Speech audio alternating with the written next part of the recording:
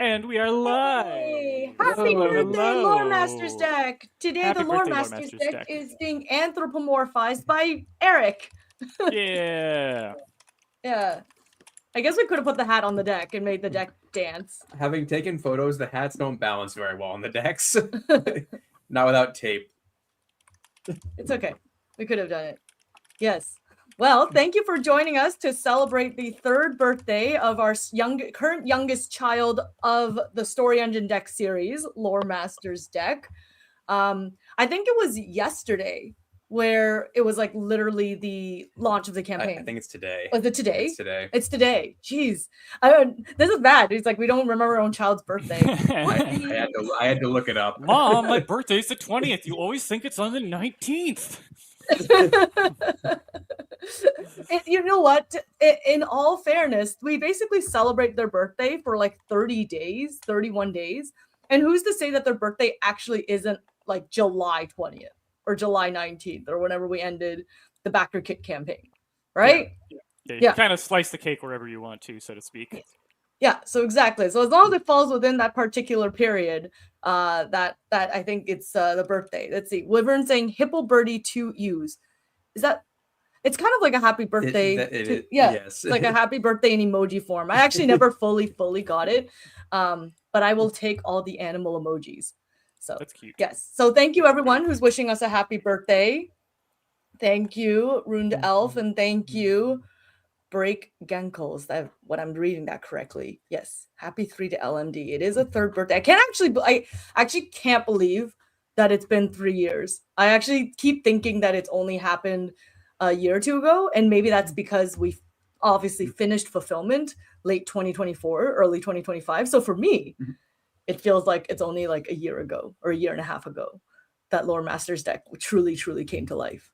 Yeah, it's part of that the long project cycle of a crowdfunding campaign is always like there's this initial kickoff, but then there's the fine tuning, production, waiting on freight, and then finally it gets in everyone's hands, which is almost its own whole other milestone. Even when like deciding when the birthdays for the decks were, I remember having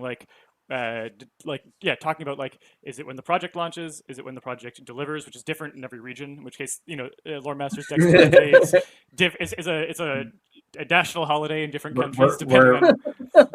We're entering real Alice in Wonderland territory. It's like just always a birthday party. Yeah, exactly. Yeah.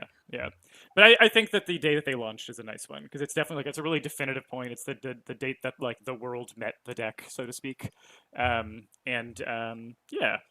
that's it's exciting. It's exciting. Lore Masters deck was such a fun project. It was so different from any of the crowdfunding campaigns we'd run previously. Like it was a first for a lot of reasons. So it was definitely like a fun moment. And I would say like probably one of the biggest pivot points for the Story Engine as like a company instead of as like a project that Peter's doing that turned into a full-time scramble, but that like we weren't like a team yet necessarily. I feel like that was the Lore Masters deck was the first like whole team coming together, Avengers assemble, let's rock this together. And it really felt like a full court press for the first time.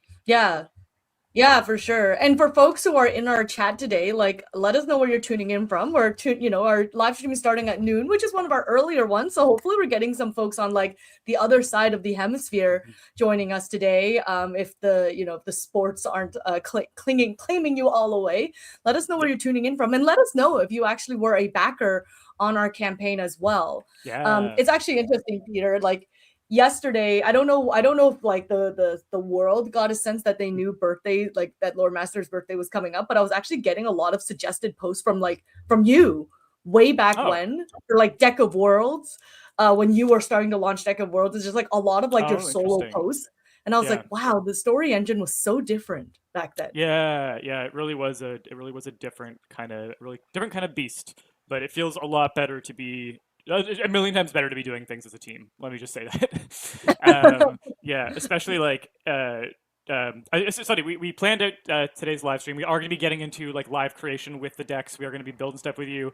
I did not have Wax Nostalgic on the schedule when we were like planning out something we're going to talk about. But here we are, Waxing Nostalgic, and I am going to actually. It's just triggering a thought about like with Story Engine and Deck of Worlds, there was so much like Peter just being awake for 18-hour days running these projects, getting exhausted, and like as I got into my 30s, that just wasn't feasible to do anymore. So instead, having like 3 team members working like 12 hours a day, which is still not great, but like it's just more Still doable not and ideal. sustainable. Yeah, like it feels better. It feels a lot better being able to like pass tasks back and forth, or like have someone who's like knowing that there's always kind of someone whose eyes are on the project, so that you can like take a day off if you need to. Is great. And Lore Master's Deck, I think we ended up like really, especially near the end, we were going like hard, all of us, to like really push it to the door. We really wanted it to do as much as we could with the campaign. And that was the campaign where like we started live streaming. Like the reason that we were live streaming today is because we were talking to BackerKit. They had this new function to do live streams from campaigns that they were like looking to showcase more. And after we decided like, hey, we'll just do a launch party. It's all we're gonna do. We're just, when we launch it, we'll be live. And it went so well. We had so much fun. BackerKit had so much fun. The backers had so much fun that they were like, hey, do you want to keep doing that? And we ended up doing like probably like 7 or 8 live streams during the I believe we did 2 that first day as well. We did. Yeah, we came back online. Yeah. I would say if we were doing any 18-hour days, that first day was definitely that, because we did a live stream that went for like 4 hours, 4 to 5 hours. And we thought we would do it for 2. It somehow went for like 4.5, because we had that like pledge train going. So one of the things that we did differently is we did our crowdfunding campaign on BackerKit as opposed to Kickstarter, which is obviously the big website that a lot of us know about. And they had this thing called Pledge Train, where someone pledged within like 10 minutes every time. You got like a little train, and the train kept growing, and we ended up growing to like 1,000-person train. And I still remember, because I think our chat was always full of people saying choo choo the entire time. Yeah. So we ended up live streaming for 4 hours, and I think one of the things we said was that if we got 1,000, we would do another live stream later that evening. So we actually ended up doing like a 9 p.m. live stream that night, where we did some live creation, where we leveraged my experience as a wine writer to try and pair wines with like strange blue iridescent reptile creatures, or how do you grow a vineyard in like, I don't know, like a floating waterfall mountain experience. So yeah, I definitely remember some really intense experiences that we did there. And I think like doing the live streams has really gotten a chance for us to like get to know you guys like as a community. And I don't know about you, Peter, but I know for myself that really means a lot, because I think sometimes, you know, we don't get a chance to see a lot of you guys in person. We go to Gen Con once a year. And I remember, I can't remember his full handle's name, but it's like Tabletop of the Guild. Yes, yeah. What is? Do you remember him? Yeah. Anyways, yeah, we met him at Gen Con, later. We met him at Gen Con. Very passionate backer of our campaign when Lore Master's Deck came out. But we don't get a chance to see a lot of you. We don't get a chance to chat with a lot of you. I know we chat on socials. Well, Eric gets a chance to chat with you all a lot on socials. But these live streams have really, I think, given us a chance to kind of connect with a lot of you from around the world, and learn from a lot of you, like having you guys tell us your stories and what you're creating. I think it's really great. I think like we've kind of really all built like a lovely relationship with each other, and we kind of have a lot, to the point where now we have internal jokes. Yeah, speaking of it, so I'm going to say, actually, just if you're in the chat, you want to let us know how many live streams of ours have you been to? And if you can remember the first live stream you attended, I'd be really curious to know about that. So how many live streams do you think you've attended? You can estimate it if you're someone who's been to a lot, because I've lost count of how many we've done. And then what was the first one you remember coming to? Yeah. And for the replay crew, put that in the comments, because I am really curious to know. Yeah, we definitely would love to see like whether this is something that you really enjoy, and you know, if you have a favorite live stream, all of that stuff. Like these are the things we love learning about all the time.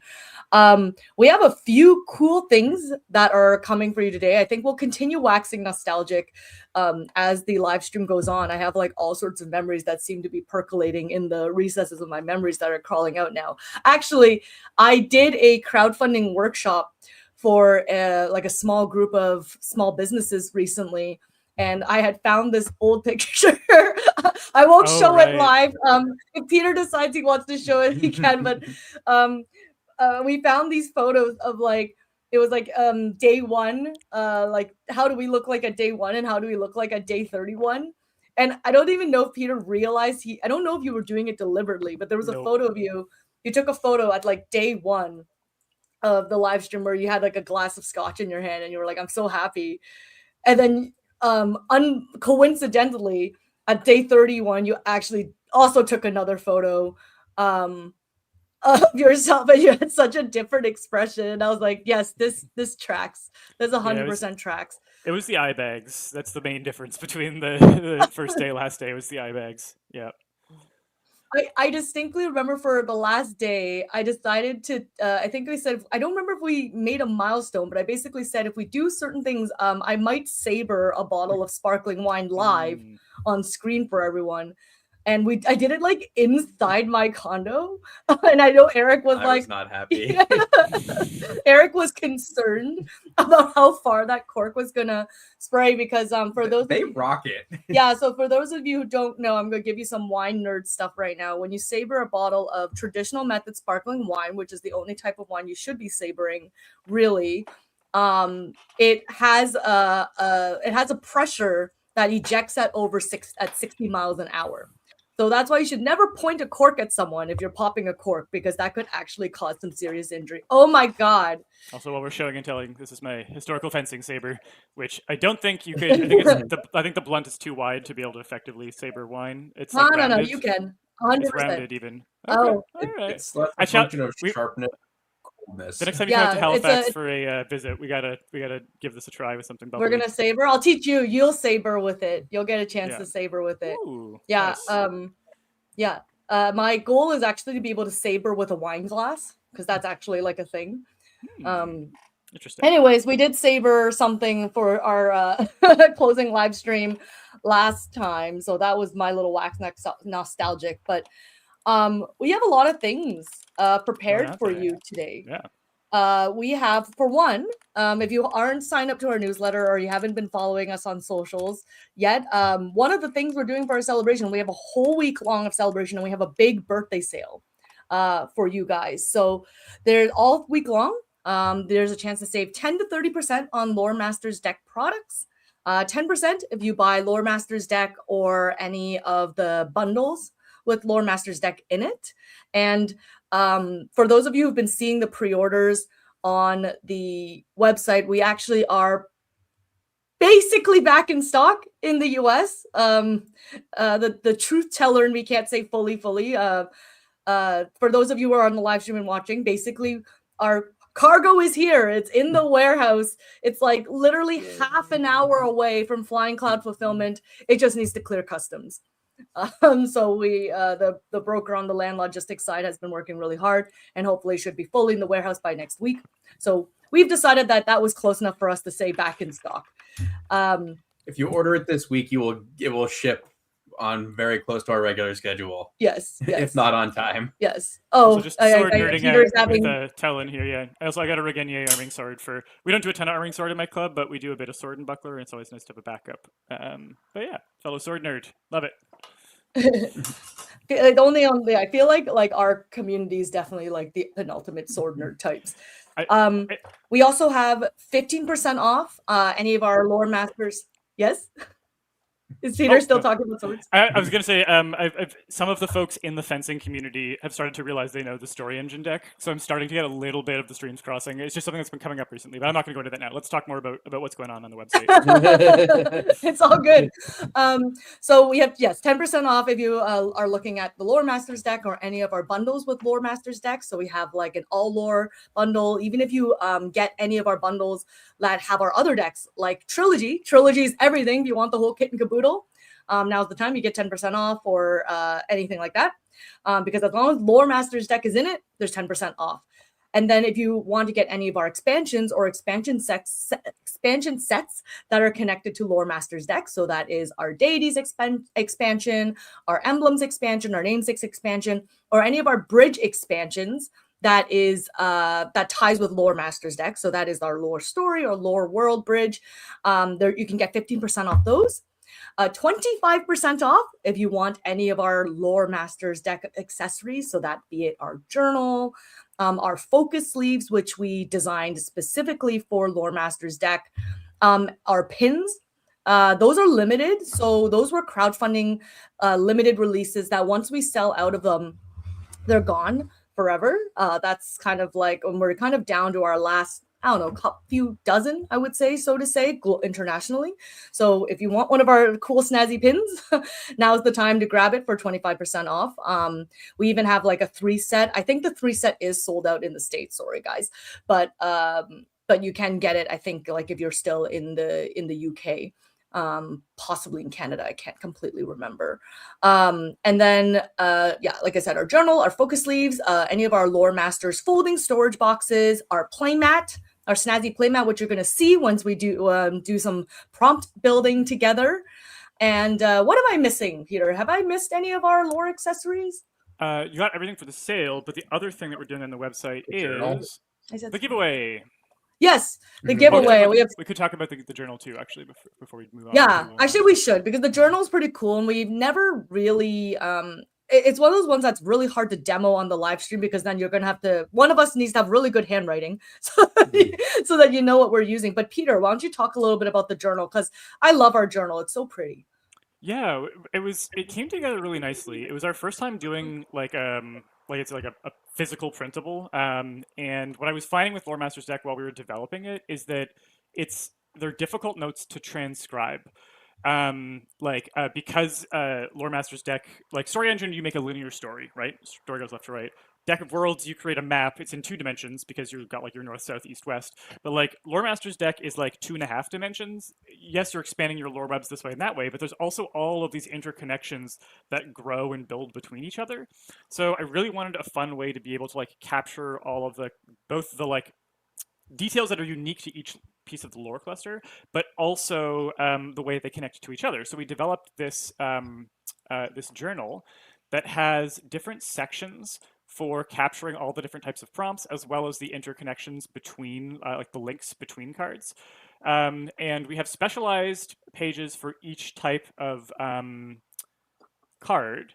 But then we also have these, because the thing I hate with like when you have printables is like sometimes you're like, oh, I want more of this type of page. Like I want more of like my habit tracking page as opposed to like the calendar pages. We made these generic type pages where you could circle it and make it any type of lore element, so that if you run out of locations first, you don't immediately have to get a refill pack of the pages. You could just use a bunch of the generic ones to like round out the differences between how quickly you use up the different page types.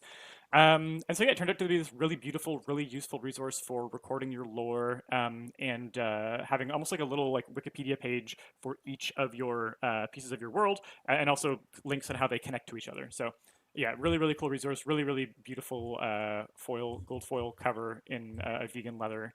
And really portable. Like I really like the size that we settled on. Yeah, and the reason why we kind of did it in a 3-ring binder as well, it's not 3-ring, it's like, I don't know, 6-ring. Yeah, 6-ring binder, is because if you run out of pages, you actually can get more. So we have refillable pages that you can either buy as a PDF, or you can buy physical ones, so that way you don't have to be there printing hundreds of pages yourself. And those are all on sale today as well. And the reason why we did is because obviously, like, you can build lore clusters ad infinitum, and this is a good way to kind of keep track of it all. One other sale thing that we're doing for the next week as well is 30% off any of our lore-based PDFs. So if you are looking at Lore Master's Deck or any of our expansion packs in a PDF form, or our refillable pages, they are 30% off over the next week as well. And if you were not a backer on the campaign, then the Outtakes expansion, something you might not have seen before, it's got a lot of the prompts that, like, they were all really good. We wanted them in the game, but they were usually got cut because they were interesting but narrow. With what goes in the main deck, we want prompts that you can reuse like a ton of different ways. So if something's too specific but interesting, it gets cut, or sometimes it gets moved to an expansion if we find a right slot for it. But this is a lot of really interesting prompts that we wanted in the main deck. Actually, it was interesting while developing the resource that we're launching today, the quick start prompts. I realized that the quick start prompts that I developed back in like June of 2023, some of them use prompts that got cut. That I'm like, I really liked those. I wonder if they ended up in Master of Lost Lore, the Outtakes expansion. So I'm curious to see that later. And then also, the refillable journal pages, which are also, by the way, like you can just print them off and use them without owning the journal if you just want pages to record your prompts in. So those are a really great resource as well. Those are included in the sale. And we'll actually be launching a new resource live during the stream that you will be able to order, that will be 30% off as part of the sale too. But the other thing about the sale is the giveaways. Yes. So we have giveaways every single day for the next week. So until until Friday next week, there will be a new giveaway every single day. And basically, if you make a purchase on our website, a physical purchase for anything that's like, and then or a digital purchase, we have a opportunity to win something. So for today's prize, it's a $25 gift card. So if you make a purchase on our website, whether it's physical or digital today, you will get an entry. And at the end of each day, we will draw a winner. And then, well, you'll find out if you get a chance to win if you make a purchase. So that will be like, yeah. I think that's a pretty dang cool. It's like the unbirthdays, they don't give things away. What is the like thing when you have a birthday but you're giving away gifts as opposed to receiving gifts? Hobbit birthday is what I call Hobbit it. birthday. Okay. Yeah, I think at Hobbit birthdays, the Hobbit gives the Hobbit whose birthday it is gives gifts to all their friends. I believe that's what I know. I think that sounds right. Yeah. Okay. Got it. I had a moment where I was like, we were talking about Alice in Wonderland, and my brain just like dove down that deep end instead. And yeah, guys, if you guys have questions for us all throughout the live stream, please throw them into the chat. I know we just got one here from Kimmy saying, if you order some of the things like pages and sleeves, can you get them held with your pre-bought romance bundle? The short answer is yes. We just need to make sure we coordinate because those items are fulfillable. The last thing we want is for that order to go through and immediately get fulfilled. Yeah, I think you'd need to contact customers. Yeah, I think what you would do. Yeah. So I think what you should do is contact our lovely customer service team, our storyteller staff at hello@storyenginedeck.com. Say, hey, this is my pre-order for the romance. For those of you who are wondering, we have 3. They're not lore masters deck related, but I'll quickly explain. And this is a good opportunity if you're interested in it. We have 3 new expansions that we have available on pre-order right now that are with Story Engine deck, our romance expansion, our relationships expansion, and character dynamics expansion. And those are slated to ship later this summer, early fall. So yeah, Kimmy, I'll say send an email to hello@storyenginedeck.com. Let them know what your order number is and what you're interested in adding into that order. And then Rachel from our team will happily add that and just send you an updated invoice for you to pay. And then it will be attached to that pre-order. There was another question that I actually was wondering whether it was worth answering. And then Eric jumped the gun and might have shared a little secret. We've talked about this before. I know. This is not a secret, I don't think. This is in the public. I feel like it's been like a long asked question from folks. Any chance of an app for when we are on the road? Well, you'll be pleased to hear, Dragon Shadow, that finally, after many years of requests from the community, we actually are starting to work on an app. The iterations, we're not sure exactly how it's going to lay it out. We're really trying to make sure that it's an app that is like very mobile friendly, has as little as errors as possible, and that like really delivers a great experience. So not sure what it is. Totally up to you if you want to get the expansion PDFs or wait. I mean, if you get the PDFs and if you print them, obviously, like we love the tactile experience of having a physical deck. I think they really I think the ability to kind of create is very different when you work with your hands, as opposed to digitally. I think you'd get 2 very different experiences from it. And I think like obviously an app is one of those ones where yes, having it all compact on your phone if you're on the road, if you're on the subway and you're just looking at being a little bit creative, this is like the perfect, or in transit. I'm in Toronto, so taking the subway is really normal for us. But if you're in transit, it's a really good opportunity to kind of get a little bit of creativity in. Yeah. So yeah, but please like throw your questions into the chat. Definitely would love to hear what like thoughts that you guys have. Like always happy to share our journey with you. Whether it's through the crowdfunding side, what's coming up next, what we're doing. It's funny. I think Eric might have even buried the lead about where Lore Masters deck is going and transforming into. Dare I draw attention to it? Did anyone notice when we went live? Do you know what I'm alluding to when we pulled Lore Masters deck to the screen? Oh, Peter's clocked it. Okay, I'm gonna wait like a minute or 2 to see if chat knows what I'm clocking about some small changes that have happened to Lore Masters deck, and then we'll let you know for a second. But interested to see where the romance stuff is going. I mean, you'll be pleased to know it's actually all in print. So we're actually in the manufacturing process for that right now. The journey of production is really long. Like for those of you who backed Lore Masters deck, you probably can tell, like, we finished crowdfunding in 2023 and then we delivered late 2024, early 2025. In between is a lot of behind the scenes stuff that, we try and share as much as we can, but you probably don't see. There's a lot of creation that goes into it. Peter, Eric, we have a team of writers that we often bring on board. Because as you all know, like everything from the story engine and Lore Masters deck and Deck of Worlds is created by humans. We bring in teams of writers to come and work on prompts and language together. And when that's all done, it goes through sensitivity to ensure that we, aren't doing it like anything that might kind of be possibly triggering or kind of have like maybe cultural nuances that we might not be aware of. We bring on sensitivity readers. It goes through proofing. And then there's a whole design element. And we're so nitpicky about our designs, right? Like we're so granular about every little millimeter counts, every little pixel counts, every little color gradient counts for us. So we work really, really hard on that quality. And then once we greenlight it for production, it all gets printed. And then we have freight. And I don't know if you guys are paying attention to affairs in the world right now. I don't know if like folks, in the UK or beyond, whether you're encountering things like fuel shortages or fuel costs rising, but freight is a tough cookie. I don't think there's ever been a time that I've worked with freight in like the last 4 to 6 years where it's ever been easy. There's always something going on with freight. So it takes time and it has to clear customs and then our hubs have to get it. So long story longer, I'm telling you a very long story because I just really, really want to share kind of the amount of work and like love and energy and care behind the scenes that we really tried to do to make sure these decks get to your hands and that you guys really love what is going to arrive on your doorstep. What a story. I'm trying to think.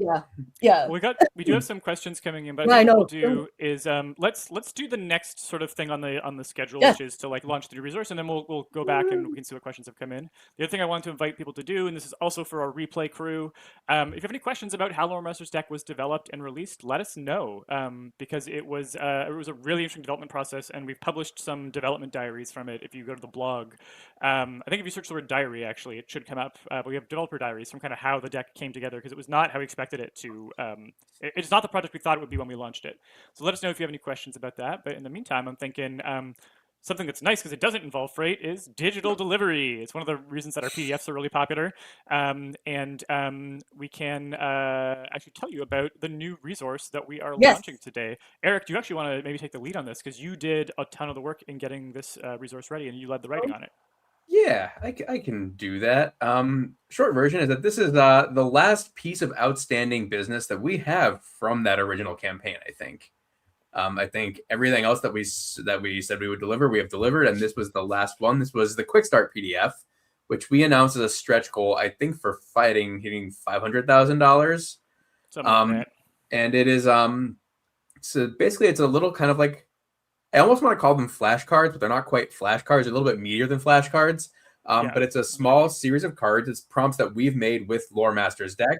And then we've kind of given you like a very loose interpretation. So like our own little summary, but it's deliberately vague to give you lots of room to kind of add your own spin on it. And then we've also kind of offered some suggestions. So for customizations, like kind of the questions you could ask to like dig into this prompt.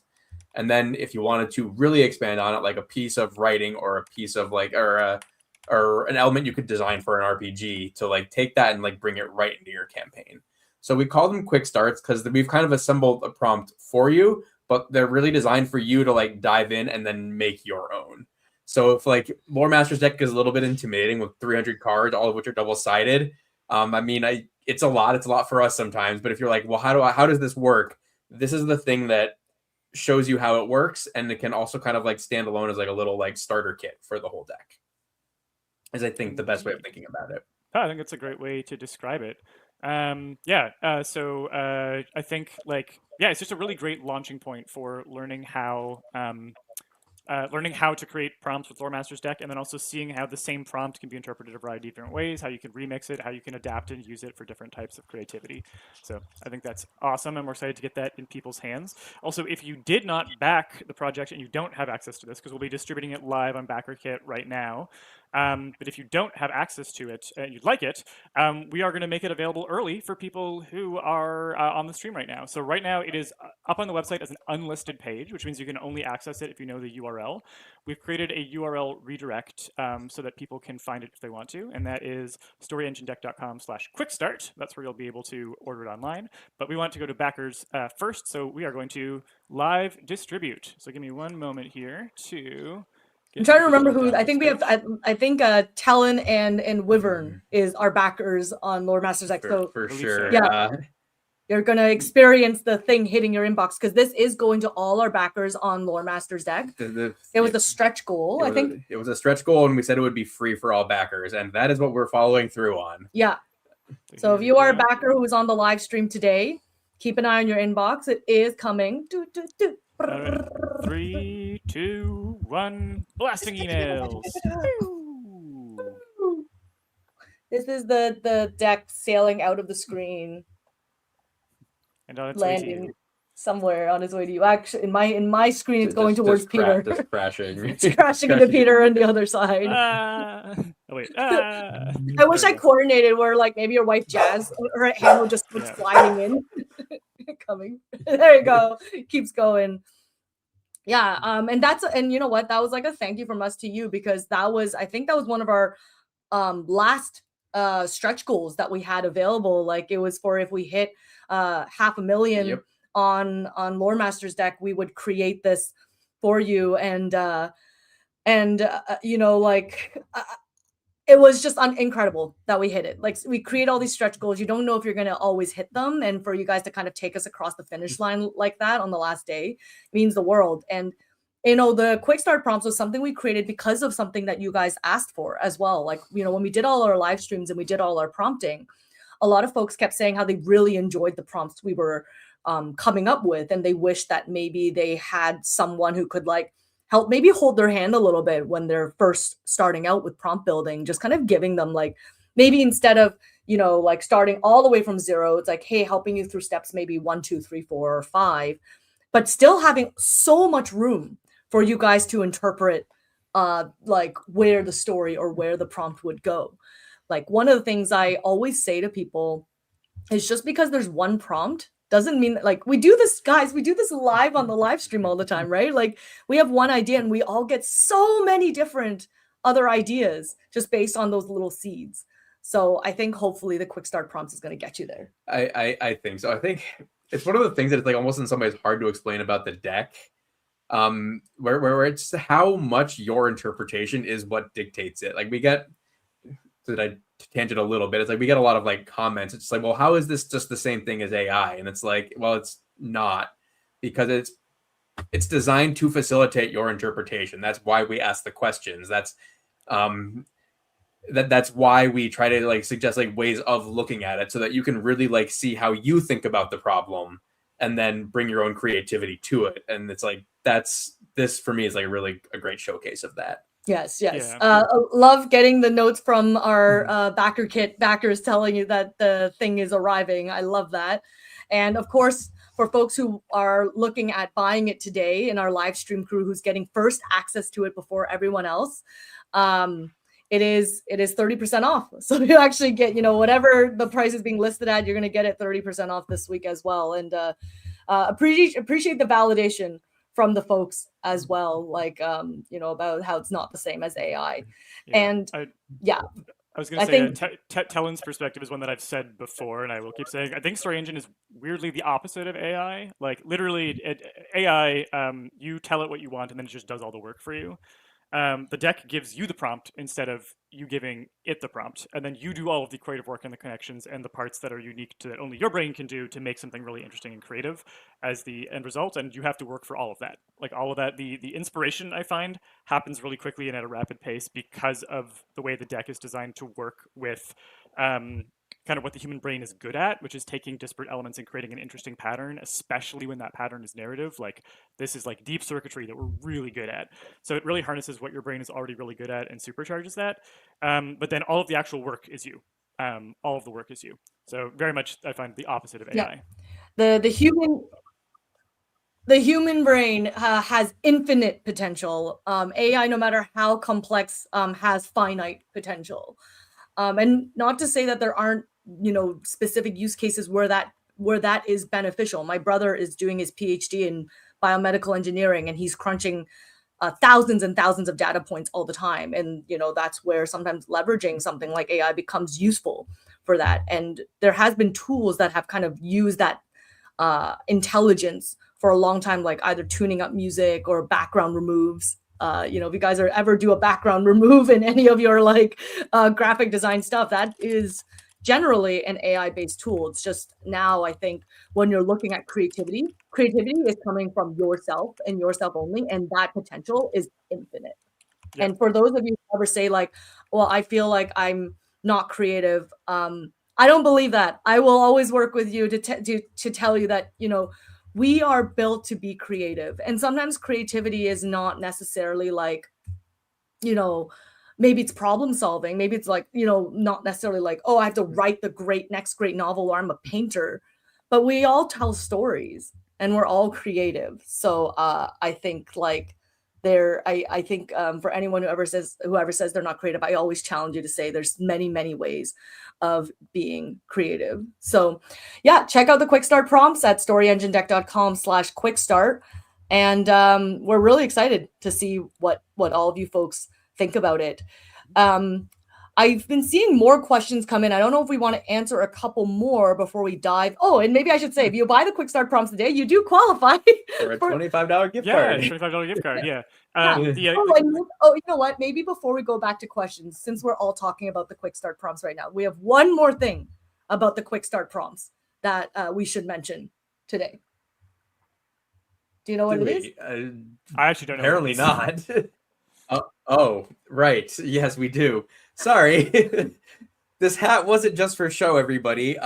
If you go to any of our social channels right now, you will see a prompt there where if you respond to it, you can have a chance to win the quick start prompts.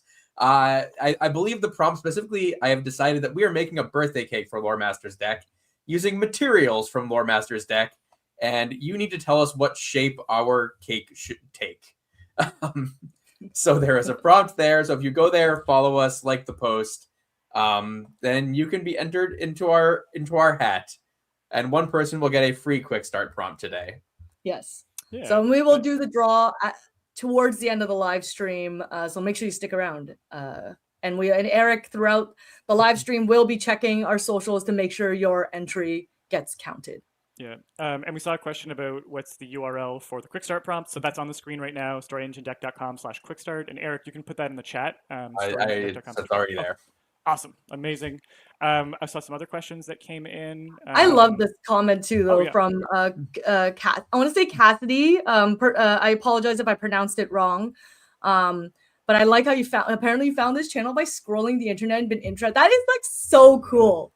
It's literally the coolest thing I've ever read, that you just found us and you thought and you just decided that we were interesting enough for you to stick around. So welcome to the Story Engine community. If you have any questions for us today, I know we're very specifically focusing on Lore Master's deck today because it is Lore Master's deck's 3rd birthday. So for those of you who are joining us a little late, hello, I'm Miroki from the Story Engine. We didn't introduce ourselves at all. I was gonna say, did we say any of this? We're just we don't even have Chirons right now. We are nobody. Yeah, we're just 3 randoms. We're just on this live stream. I'm Miroki. I'm the CEO of the Story Engine. This is Eric. I have nothing to do with the Story Engine. No, I'm just a person. No, I'm the community manager of the Story Engine and one of the writers for the team. And hi, I'm Peter. I developed the decks and in collaboration with talented writers and artists like Eric, like our graphic designer Zach, and like our many collaborators on Lore Master's deck, which you can find listed on the product page, storyenginedeck.com/lore. We'll have a full list of all the folks who worked on it. Yeah, fantastic collaborative team, and love getting to work on these projects. And so some of the questions that I've seen come in, we can bang some of these out really quickly. Will you ever see new storage boxes that are for specific sets? For the most part, we're keeping our storage generic going forward because we want people to be able to just have whatever design they connect with most, rather than to feel like they're locked into one deck system. One exception, Maroki, can I show the new thing that hasn't been released yet very, very quickly? A certain storage container for a very specific set of small, say, boosting sized products. Could you be more vague? Go ahead, Peter. Go ahead. You right. You know what? It's Lore Master's deck birthday. We should you know, for the those who are celebrating with us, you get to learn all the secret sauce stuff. So we are developing, or actually we have developed and it's in production. It's going to look a little bit different than this. This is the prototype, but it's a slipcase for all of the boosters that has all of the booster symbols on it, tell your story, story engine logo, and we are going to package them in a really pretty rainbow order. So yeah, that is going to be available shortly. This is so far the only thing we have planned in that vein, and it was just because Maroki had the idea, and we're like, God, that would look so cool. Like it would just. I know, it's so cute. So cool. It looks so cool. That will be coming down the pipe. It's one of those things where it's like the boosters, I think, you know, they look so small, but they pack so much power. And I was always trying to figure out a way if we could just like elevate and show it a little more. And I was like, oh my God, what if we put it together in a slipcase cover like that? And that's how we're going to likely sell them from now on, just as like a whole set. So in answer to, I knew this was going to invite all these extra questions. So Talon, I mean, this is maybe that moment where you get a little bit of audience feedback immediately. Yeah. We're making ourselves vulnerable for you guys, okay? We could have put it out. You guys would have been like, it sucks, and then I would have been like, oh my God, like I hurt so much. I'm going to learn a bit from you guys today. So extra boxes do you buy as part of a bundle? So for people who already have it all, so we mulled over this for a long time. We were like, oh, do we sell the empty boxes on their own? Because maybe some people might not find use for it. We get it. The reason why we have things like folding storage boxes and Leviathan storage boxes is that everyone likes storing their things completely differently. For those who aren't on the Story Engine Discord, we have like a great Story Engine Discord and a Facebook group called the Story Engine Creator Collective, which is not even run by us. It's run by you guys, the community. There's like an amazing group of community moderators who created this collective. And I know on Discord, they have like a channel called Storage Wars, where people literally just make their own storage solutions. So all that is to say, we are going to have a limited number of empty boxes for anyone who wants to like kind of put their existing collection in it. And then we likely will be integrating it into any of our all series. So if you're buying something like our all story bundle or the trilogy bundle where you're going to get all the boosters as part of it, it will now be part of that collection. So that's the kind of short answer. Yes. So yeah, Talon, like one thing we noticed about the storage boxes is the folding ones is originally they were they were all designated for a different deck. So we had 2 for Story Engine, 2 for Deck of Worlds, 2 for Lore Master's deck. But then we would get people who would say like, I ordered 6 of the Mask because I just really liked the Mask one. I would say Mask and Book are very, very beloved. Or like Tree is very beloved as well. Yeah. And I think people love the Tree one. Heroes was the other one. Yeah, that was popular. Yeah. From Lore Master's deck, which is one of the ones that's on sale right now. Yeah, if anyone wants to give some love to Tower, I actually like them all. So I'm like, but yeah, people really love Tree. People really love Tree, and people really love Book. So we have some people who say, yeah, I'll buy like 6 of it because I just want that same style.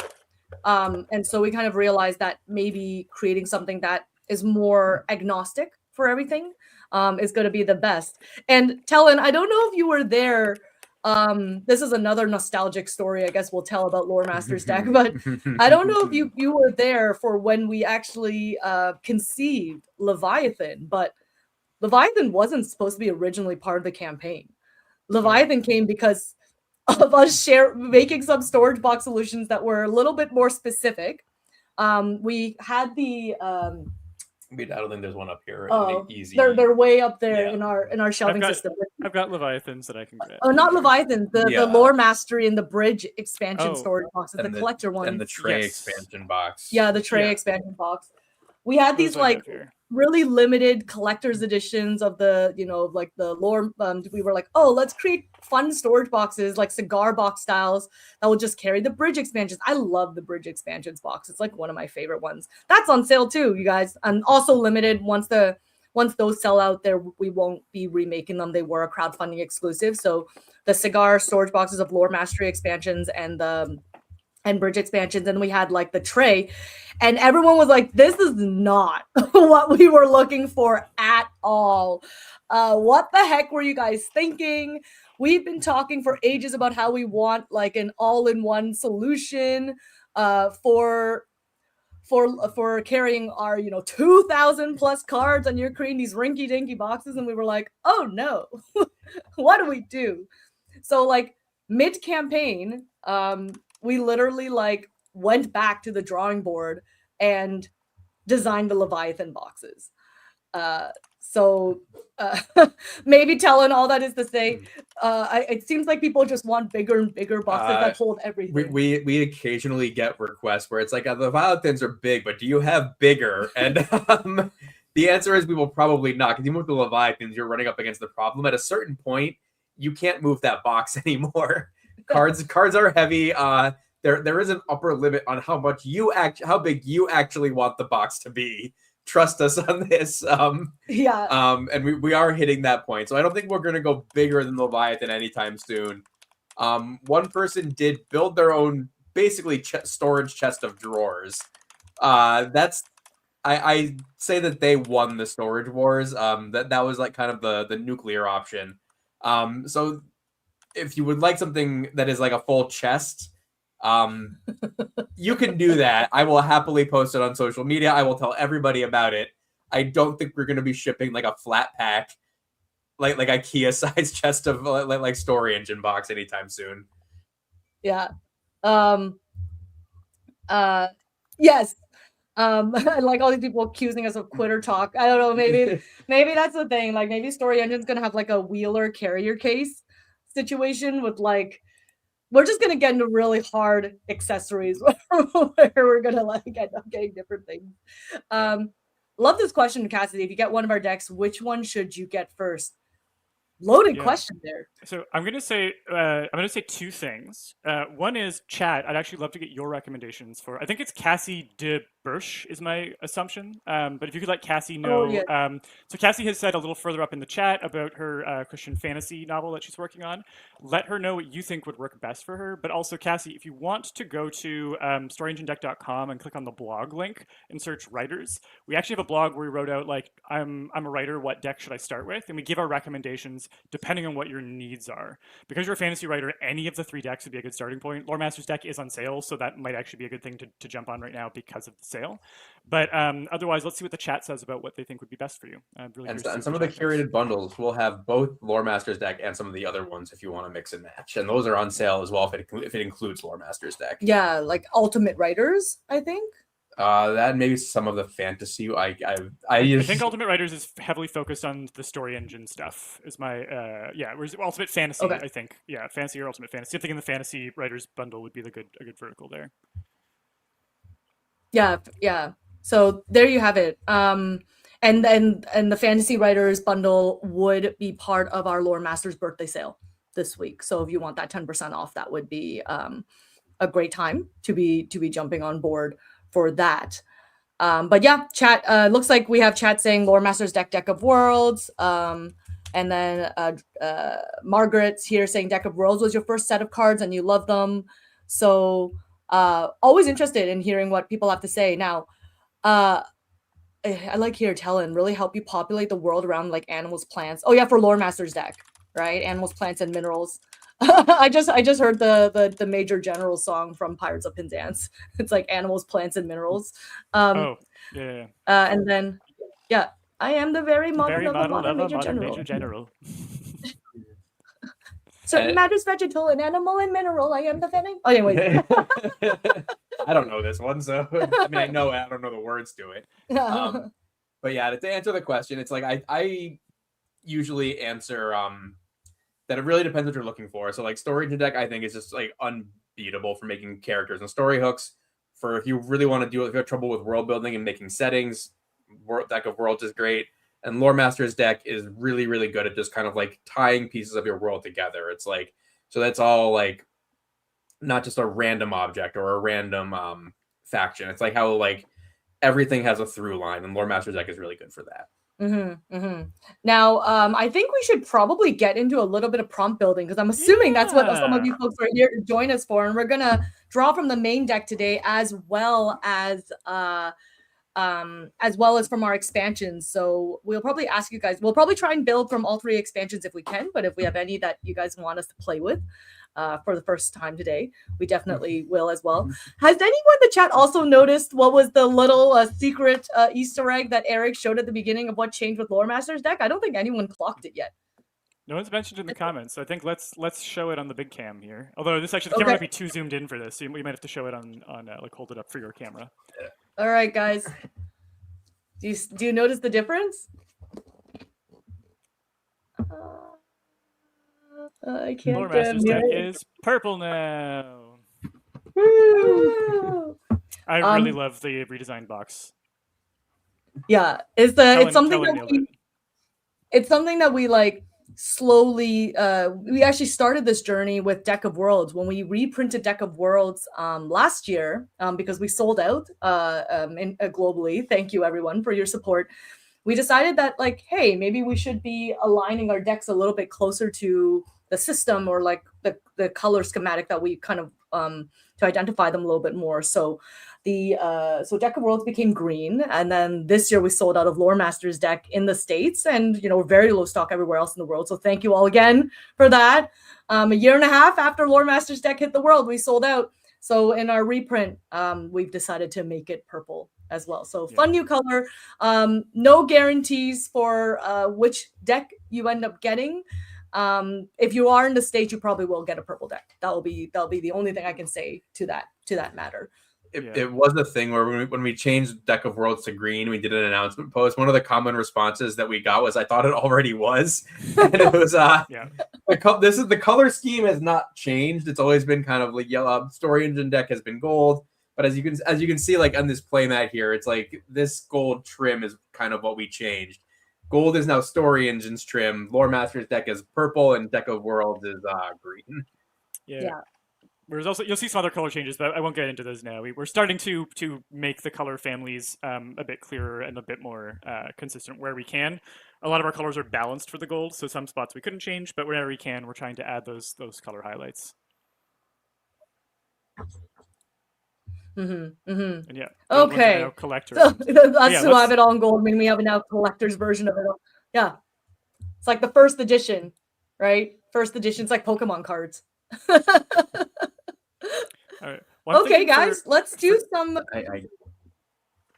Yeah, so for creation, I was going to say, rather than starting with the main deck, I kind of want to jump in and like start mixing stuff right away. Like we'll be pulling main deck as well as expansions, but my favorite thing about the expansions is the primary cues for them. I really like using expansion primary cues. So I was thinking it might be fun to actually, let's maybe put it to the chat as a vote. If we were going to start by creating something using a primary cue from either the Namesakes expansion, Master of Names, the Emblems expansion, Master of Symbols, or the Deities expansion, Master of Gods, which would you want to see? So you could vote for Namesakes, for Emblems, or for Deities. And why don't you count us down, Moroki? You can vote in 3, 2, 1, and go. And yes, for those of you who's never voted before, you will vote once we count down. First to 3 wins. You can have your choice queued up, but never hit it until we say go. And it seems like people love our Deities expansion. It is a very beloved expansion, and I think chat has affirmed that today. Okay, Deities it is. So we will start by we'll draw a primary Deities queue. And I think for this stream, we will do a really quick summary of how the cards work for Lore Master's deck. But if you want to see a full tutorial, we do have a demo that you can find. I believe actually if you go to storyenginedeck.com/lore/demo, it should redirect you to an explanation of how the decks work. But we'll do a really quick summary as we go. So we are going to draw a Lore Master's Deck deity type card, which is a card that is unique to the deities expansion. You're going to look at the primary side of the card, which is the side that is in like fully in the color of the card. So all the cards are double-sided. The primary side is in full color with white text. The secondary side is on a white background with colored text. You always start with the primary side. So Eric, you can pull one of those out, and we'll put to a vote which cue we're going to use from that card. Okay, let me shuffle up and We all stare in tense silence. we have the Destroyer, the Magpie, the Prisoner, or the Gambler. So this is who our deity is. It's like an archetype for our deity. So it's Gambler, Destroyer, Magpie, and Prisoner. And you can vote in 3, 2, 1, and go. And Peter, maybe you can like talk a little bit about the significance of adding the article "the" on everybody. So it's not just a prisoner or it's the Gambler, the Prisoner, the Destroyer. Yeah, we've talked a little bit before about when I was pitching you the deities expansion as an expansion for the deck. You'd really wanted to make sure that we were covering like a really wide variety of what it means to be a deity. Everything from like a little local spirit all the way up to like kind of like the Eternals, I believe, is the Marvel series. But like these, like what is it like to be a god, to have like an infinite lifespan, and to think on these more cosmic terms? You really want to capture that variety in that sense. So adding as the definite article really helped it go. Move the feeling of the cards from going like to like a generic god to like no, this is the god of this thing. So yeah, that was why we ended up doing the definite article there. How did our vote go? I believe Magpie is right. like Magpies do. It's just stealing it. Yeah, the Magpie steals it. Awesome, love it. I love the Magpie is one of my favorite cues on this card. I don't think I've ever gotten to actually use it because it's always come up where like in a different context I wanted a different thing. But I'm really excited about this for the Magpie. So we have our god who is the Magpie, and now we're going to give it some traits. The way we do that with Lore Master's deck is we take a card, we draw a card of the same type. So we're going to draw another deity card, but we'll flip it over and use the secondary side to give some cues that are really unique to building out deities. So we flip that over. The other thing that's cool about the deities cards is they have a unique type of secondary cue. They're the only secondary cue that has domains. So these gods have domains that they're in charge of that you can pick. So we have an agenda to wipe an event from history. We have, just waiting for my lag to catch up, a domain of dreams, hope, or curiosity. A trait where they test the hospitality of mortals, or a background where they are imprisoned under a location. So we have location, let's say imprisoned, wipe an event, dreams, or hospitality. Peter, why don't you count us down? All right, that's going to be voting in 3, 2, 1, go. And we have Talon saying the Lore Master's deck really benefits from the sleeves, of which I want to vanish off screen to see if I can locate the sleeves so that we can sleeve it up for folks to see. So I'm going to venture off, sliding off the screen. They might be in that small metal tin behind the AT-AT. Just to give away how our layout of our office looks like. There's a giant Lego AT&T in here. I will look for it. Ooh. Oh, I think hospitality won. Interesting. The Yeah. I do kind of like this idea where it's like the Magpie just shows up and is like, "Oh, can I take this? Can I take your jewelry?" It's like if I'm your guest, you should let me do what I want. And it's like the most obnoxious hospitality test ever. Yeah, I definitely this also feels like a real trickster god to me. The little thieving magpie god. Hey, nice. These are on sale, by the way, 25% off right now. Yeah, and just to show people how I don't know how detail oriented this says 2025 reprint on it. We actually we get prototypes of everything when they come in, and we actually always use it to cross check to make sure quality is the same every single time.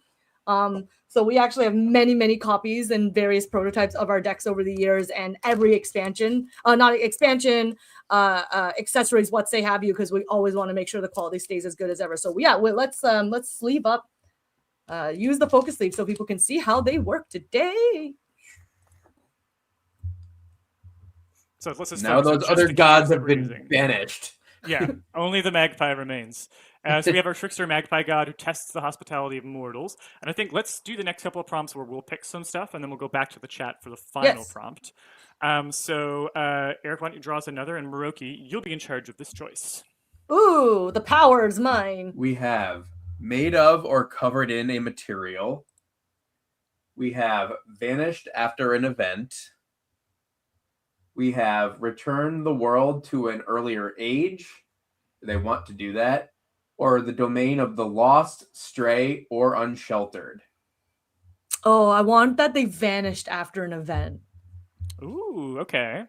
Actually, this gives us a chance to. So actually, let's talk about link queues for a second before I dive into to meddling more. Background advantage after an event. When you see a little icon at the end of the queue in Lore Master's deck, it means that that secondary queue is a link queue. It's going to link to another card type. So you'll look at that icon, which is an event icon. You'll actually draw a card from the events deck to find out what kind of event they vanished after. So in this case, let's draw from the main deck for this. And this is how we're going to start combining the Deities expansion and the main deck together.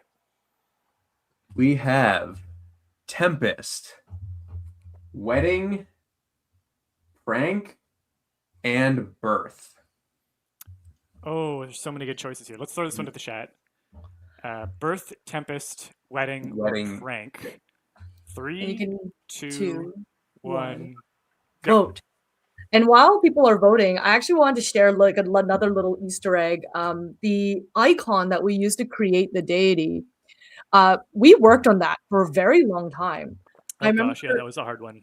Yeah, I think one of the things we really wanted to do was make sure that, you know, the concept of gods and domains, that, you know, there are so many religions out there that we didn't want that the icon was, you know, veering any heavily towards one religion. We tried never to like bias how people interpret the concept of deities. So we wanted something that felt like omnipotent, powerful, but made sure that we weren't like leveraging religious iconography for doing it. So we were like, what is the most universal?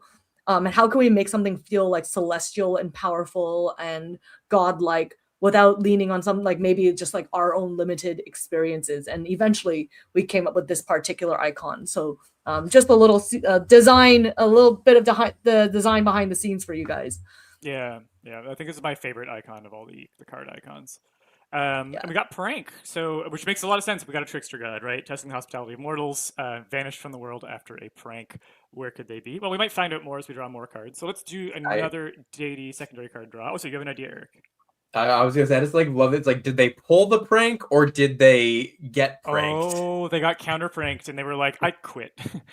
Chat, pitch us some interpretations. If you got interpretations of what kind of prank it was or what happened there, let us know. And also a great note here from Kiba. Yeah. If it feels like you're missing something, like some of your votes coming in later than everyone else's, you might be getting some lag, in which case refresh the stream. Highly recommend that every now and then. There's a chance that maybe you join like a few minutes later and it might be really close, but just far enough away that your votes might count. I can also tell you that like my like on one of my computers is older and like it'll just like slowly get further and further behind as the stream goes along, even though it still feels like relatively consistent. Technology. Anyway, we have our next one. So we have a trait where they enjoy the company of mortals or animals. A background where they created a location. An agenda to abolish or destroy their followers. Ooh. It goes real well with hospitality. Yeah. Or the domain of migration, transition, or change. So Eric, I'm gonna have you pick this one, and then we'll have the chat vote on the next. I am torn. Destroying their followers is very funny with testing hospitality. Kind of goes with that whole, I'm just going to steal some stuff as a magpie, and you have to, like, let me. That said, a domain of migration, transition, or change is also very good. Is there a corner tucking opportunity? There is, but then no, there's not. Wait, yes, there is, but also then we would not be able to throw the next vote to the chat. Yeah, but we have so many other things we can pull. All right, we'll finish this one off then. We'll have the chat start the next. Yeah. Vote. Don't worry, we're not usurping democracy that intensely. Only a little bit. We can pick the faction that they are trying to. And for the faction, let's actually draw a card from the emblems deck for this one. I want to show how the emblems work. Yeah, actually, this is perfect because I saw some questions earlier saying that we did mashups with some of our other systems. Like we did a dungeon tryouts and story engine deck mashup where we were turning some of our adventure cards into agents. I think we did that one last week, right? Time has no meaning, so I'm trying to think about when we did that. I think we did that one last week. So if you guys check our replays, we actually show how Dungeon Trials, which is our new party game, which we currently have in pre-order on Backer Kit right now, how it can actually work with Story Engine deck when it comes to maybe writing something a little bit more comedic, or in some ways our comedy actually turned into something a little bit more serious, which was interesting as well. But they were asking whether we would combine with other deck systems because they like using it with Oracle decks for symbolism. Well, lucky you, we have our own symbols deck with our emblems expansion. So I think this is a good enough opportunity to show what our emblems expansion is all about. Yeah, and for the emblems expansion, I'll just talk a little bit about it really quickly. This was such a fun expansion to work on. We've done prompts that have visuals, but the heart of the prompt has always been text-based. And visuals they're so interesting for creativity because they trigger parts of the brain that are pre-verbal, right? So much of our brain makeup is dedicated to recognizing patterns and shapes. Language is something we've kind of to a certain extent almost retrofitted onto the brain. So the reactions you get when you see visuals are stronger and faster and deeper. It's also why symbols are so powerful in the real world and also in fantasy and world building. If you think about the number of times you'll go out and you instantly see the tree of Gondor on someone's shirt and you have a feeling about it because it means not just a tree, it means all of the feelings that you have about the entire Lord of the Rings series when you see it. I think that's why you'll see so many fandoms having those core symbols that people connect with. Images are really powerful, and the emblems that you put in your world are really powerful. They're going to be powerful within the fiction of your world for meaning something and carrying meaning, and they're also going to be powerful for the people who become fans of your work. So we really wanted to have a way of challenging people to think about the meaning of symbols and also to use symbols in place of words for triggering their brain to think of what they want to build in their lore. So the deck works basically two ways. For the primary sides of the cards, like we're drawing right now, you'll see an emblem instead of a word cue, and you're just going to interpret that visual to mean whatever you feel like it means. So that's just letting you kind of more freely associate and find meaning there. But then we also have, I think it's 30 or 32 cards in the deck that are just emblems that you can actually use in your world as inspiration for faction symbols, for the crest that an individual person has maybe on a piece of equipment that they carry. You can use it as inspiration for alphabets, for runes, for magic, for item inscriptions. There's so many different ways that you can adapt these, for markings on animals. So they're a really versatile deck. They do things that none of our other expansions and decks do. I'm a really big fan of these. And right now we're going to see what it works like when we use a primary side. Instead of using a word for a faction, we're going to be inspired by an image. So let's go ahead and get that going. So we have what looks like a little scarab. Oh, I see it as a winged bomb. Interesting. Another thing, symbols can be ambiguous and mean different things to people. We have a little star design. Star cresty thing. We have what is either some kind of podium or people wearing pants of various waist sizes. See, I saw it as medals. I saw it as medals of honor. Oh, I thought it was more like pawns, on chessboard, pawn tokens. And we have a sword. Yeah, or sword. No other interpretation of the sword.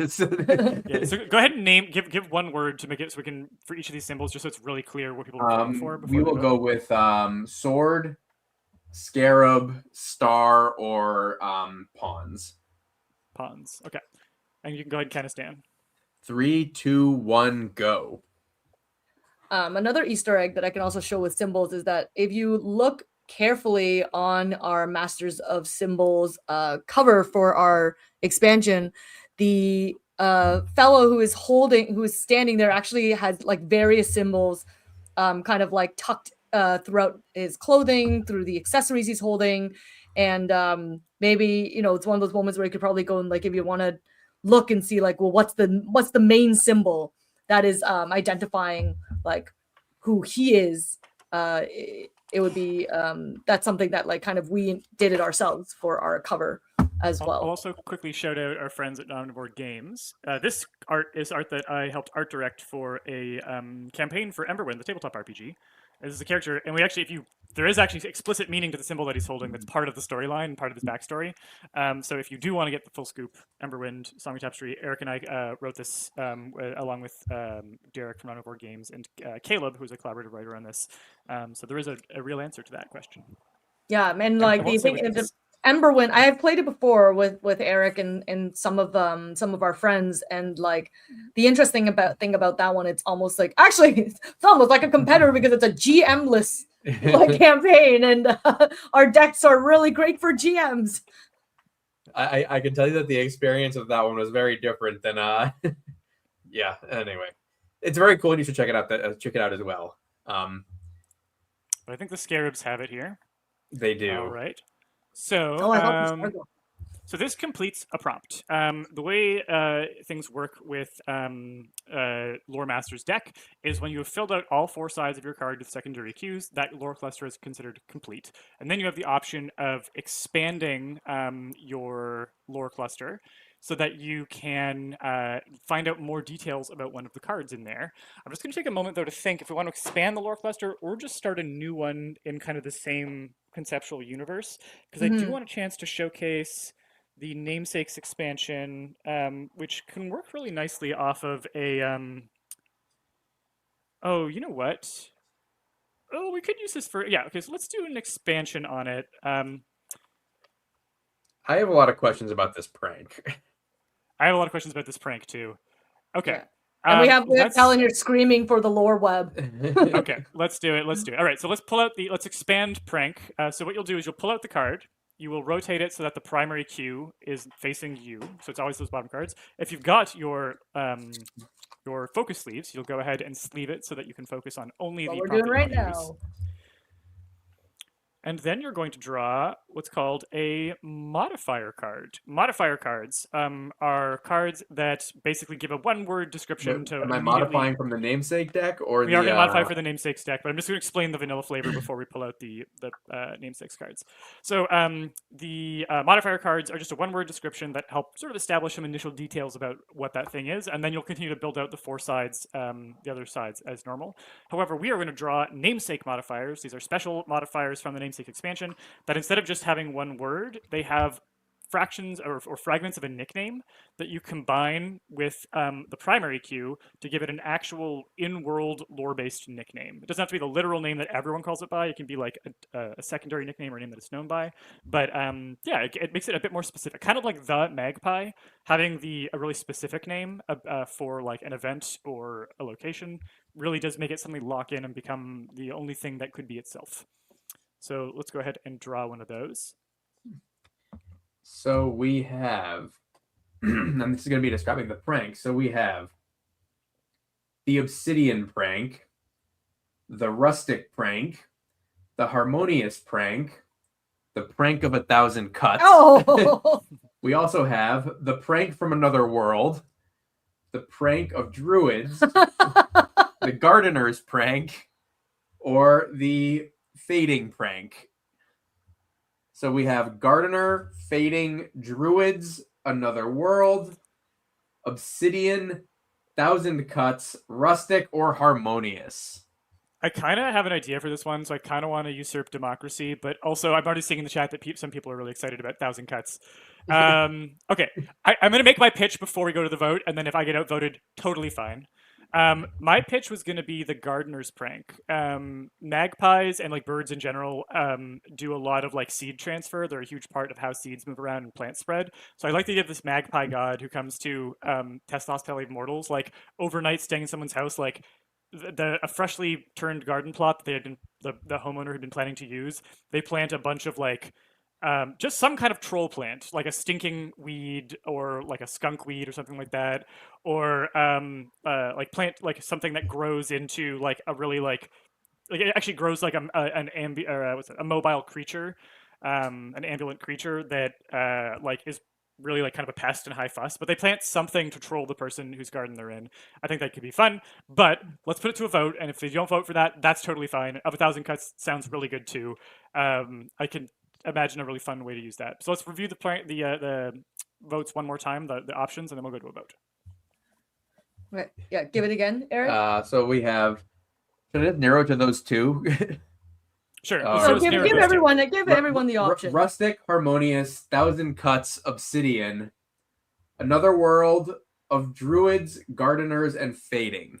And you can vote in 3, 2, 1, go. I assume people who already like there was one that they had locked in. They probably already had like punched into their into their chat and were ready to hit enter on it. Like Krista's came really fast, so I suspect it came like notoriously quick.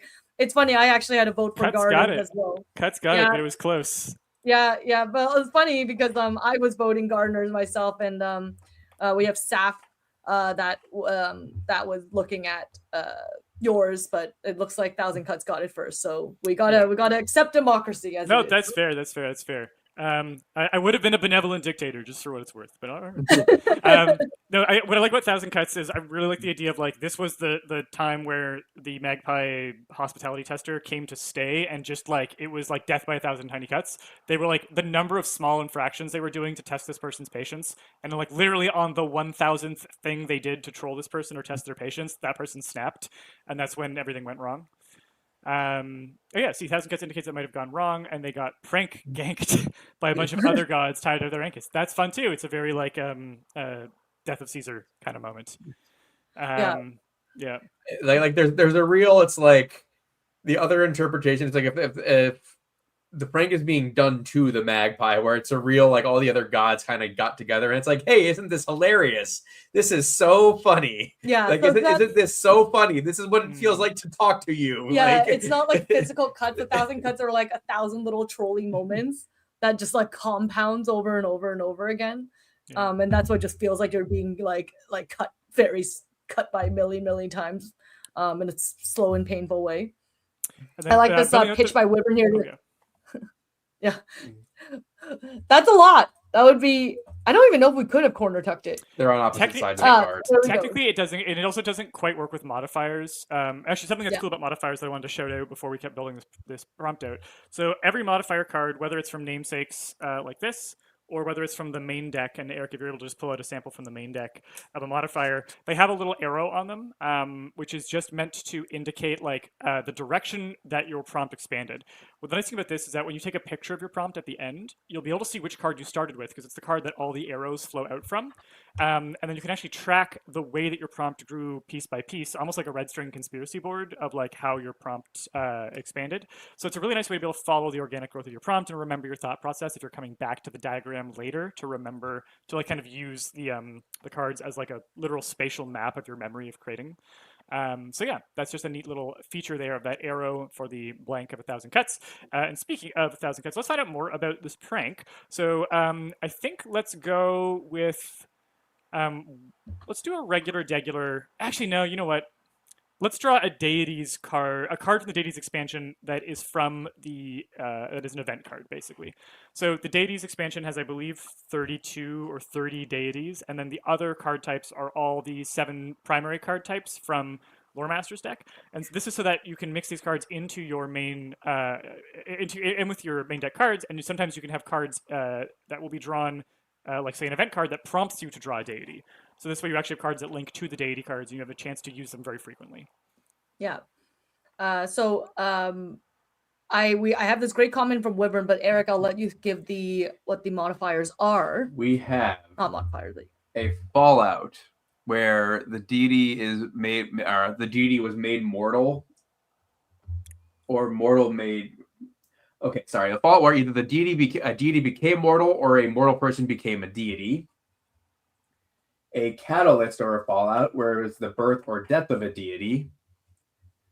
We have a trait where it's nicknamed after the event is nicknamed after a deity, or a catalyst of keeping, or the keeping of dangerous secrets.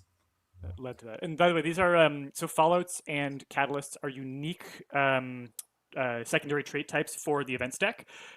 This is true for both the main deck and the expansion decks. There's always catalysts and fallouts, and those are basically things that caused the event or things that came out of the event, or there's always one catalyst / fallout, which could have caused or been caused by the event, depending on how you want to interpret it. So yeah, we'll go ahead and vote on this again. Why don't you give us some short forms for these, Eric? We have secrets, nicknamed, birth or death, or mortal. In 3, 2, 1, go. And so this comment from Wyvern saying you've used the modifier prompt sometimes, and I think like and you know one thing we should always make clear is that we don't really have true rules when it comes to using our decks. We have our guidebooks. We obviously those we have kind of like what we call the 101 way, where you can build like your first prompt, whether it's Story Engine deck of Worlds or Lore Masters deck, and then you use them how you would want to use them. And I know Peter's note said, he said like it's hard to bring 2 modifiers into play, but if it's working for you, like go do it. In the end, we want you to feel creative and using the cards in a way that works the best for you. And so like just because we chose not to use 2 modifiers in this particular case because we're looking at building out our prompt in a certain way, especially for folks who are maybe getting a chance to use the deck for the first time, that doesn't mean that your way is incorrect. So Wyvern, like, thanks for calling that out. And yes, you're absolutely right. You can definitely do that. And I know, like, yeah, a couple of people, I know Casey's asking whether this could be used for murder mystery. I mean, I feel like there's some murder mystery-ish and elements already showing up in this in some ways. Yeah, Today's card, but we do have a mystery expansion for Story Engine deck. And I think we even have a special bundle now for that. Yeah, there's a mystery writers bundle. So if you're writing fantasy and mystery, I'd say either getting the fantasy bundle and adding the mystery deck, or getting the mystery bundle and adding the fantasy expansion would be a really good idea. I'd let you write both. The other one that might be of interest is, especially because you write Christian fantasy, so the upcoming romance expansion we developed in tandem with Maggie K. Black, who writes romance thrillers, Christian romance thrillers. So, but basically the romance deck, it was written in a way where it's not like explicit, like the cards can be for any level of commitment. Again, she writes like very non-spicy Christian romance. But a lot of the cards are still developed to kind of like up the intensity on thriller stories. Like it's not like written out explicitly there, but there's a lot of things that are meant to like test the relationship between 2 characters while they're working on something together, whether it's like a business or trying to solve a crime, which is often the case in her stories. So yeah, the other one that weirdly might fit in there is actually hers, because we definitely bottled a lot of plot intensity energy into the romance expansion. But yeah, good question, and thank you, chat, for helping answer that one. Yeah, for sure. And it looks like Mortal got it, which was actually my vote as well. Yeah. I would say. I like this interpretation. Magpie being rendered mortal after taking pranks too far and having lived the same way as the followers. Like it got messed and looked down on. Right. I mean, yeah. There is a real comeuppance element to this character, I think. And so we're going to actually showcase a new mechanic here, because with deity made mortal or mortal made deity, I think we all agree that we're going to go with mortal with deity made mortal. So when you have a link looking at both. Somebody else suggested swapping them, I believe. Oh yeah, Krista saying that the mortal they pranked is now the deity. Oh, that's really interesting too. Okay. So we can have both, but I think we have to draw we have to draw cards and kind of come up with something here. The other thing we could decide, okay, how about this? Let's say, for the purposes of getting both of these to work, that the Magpie God, as a result of this prank, ends up actually trading places with a mortal. So the mortal takes on their role, they get stuck in the mortal's life and body, or something like that. So what we're going to do is do a link queue where we don't draw another card for the deity. So normally, again, you draw a new card, you add a new element to your lore web, but we know that this involves switching places with the Magpie deity. So rather than drawing a new card and having another god in the mix who's not the one that we want to use, we're going to use the link tokens. These come included with the main Lore Masters deck. These are another stretch goal that originally we were going to make possibly an accessory or something, but now come included in every copy of Lore Masters deck. And they help you just show, and actually what we'll do is, point it that way. And if you can get one of the corner pieces, just so that we can really showcase how they are meant to work. This is good enough for this, but I just want to set a good example. We're just showing off our corner tokens. Yeah.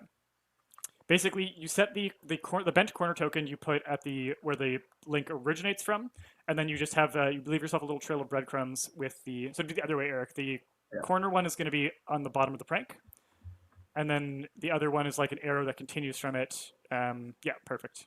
Great, and it points to the magpie. So we know that it was the magpie that was made mortal. And then now we're going to Doing draw. this upside down is hard, by the way. Yeah. Yeah, it definitely is. We're not silly humans, I swear. And then we are going to draw a figure card. Figure is what they're called in the Lore Masters deck. We're going to draw a figure card to figure out who the mortal was. For this one, I think let's draw main deck. Yeah, let's draw main deck. So. Ooh, we have a demolitionist, Ooh. an entertainer, an appraiser, and an elder. All right, let's put that to a vote in 3, 2, 1, go. See, the idea of the entertainer is interesting because it is hospitality based.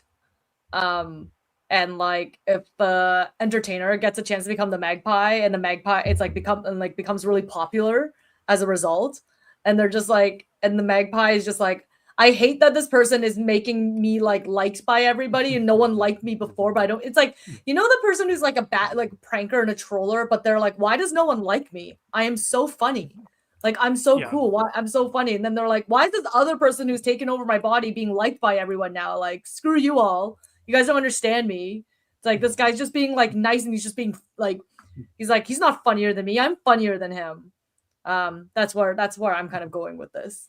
Yeah, I love the idea that a comedian gets swapped into the magpie role, and the magpie gets takes on the comedian's life. Although I do like it didn't win the vote here, but the vote for appraiser would have been really interesting too because of the magpie with like shiny objects stuff. An appraiser who like knows the value of different like artifacts and valuables would be really interesting in that role. But I think because we've really been leaning into the prankster side of it, a comedian or like a jester or something swapping places would be really interesting. I'm definitely wondering what the magpie's life will be like in a mortal body. It's like, I think the funniest one would have been of like something along the lines of like construction worker or something like that, or it's like, no, I the real fish out of water. I'm not quite sure how much the magpie will be suffering as an entertainer. Do you know how much money most comedians make? Well, it depends how good the comedian. Yeah, it's like how good is the comedian? Well, from a character arc perspective, that would be really interesting because if it was like a beloved comedian, and especially someone who is good at like making people laugh with instead of laugh at, they get brought into the magpie role and are able to now like make the pranks more inclusive or make them not like hurtful. And then all of a sudden, the magpie, who's used to just kind of like dunking on people or trolling people, has a job where they have to get the audience on their side, which means like thinking about like how do I rearrange a laugh or a prank or a joke so that like maybe I'm the butt of it instead of somebody else, or so that like people are laughing with instead of laughing at. Like it could be a really interesting teachable moment kind of trading places thing. Like I think there's something there that could be fun to play with. Another pitch here. The Mortal Switch was really good, but the magpie is not good. Yeah. Yeah, well, see, because like I was thinking not like a famous comedian or someone who has a good life, like someone who is funny and maybe doing a lot of indie shows, but is struggling in their daily life. And if a magpie generally likes like pranking and testing the hospitality industry, maybe like for a long time he thought it was funny. He thought it's funny to kind of like be like, oh look, like this person, worked a gig, but then they only got tipped out a shitty amount that evening. Ha ha, how funny is that? But when you're being like suddenly dicked around by bad managers in the clubs and you realize the tip outs really need to pay your living and you have to like eat food, you're like, oh my god, this is like actually necessary. Actually, so it's funny, we actually just watched a movie about this with Keanu Reeves. Oh. Yeah, and what was it called again? Good Fortune. Good Fortune. If anyone wants to see Keanu Reeves wear angel wings, and he's supposed to be like the angel of texting, texting and driving, the guardian angel of texting and driving. Yeah, and he basically he wants to do something with more impact, and ends up mucking up a person's life because of it, and then for a brief while, and then he ends up being banished to the mortal plane, and he's like, how does one eat? But he's also like, oh my god, you make money to eat. Like, I can't just get food. Like, I have to actually make, like, he's really understanding the processes of to be human.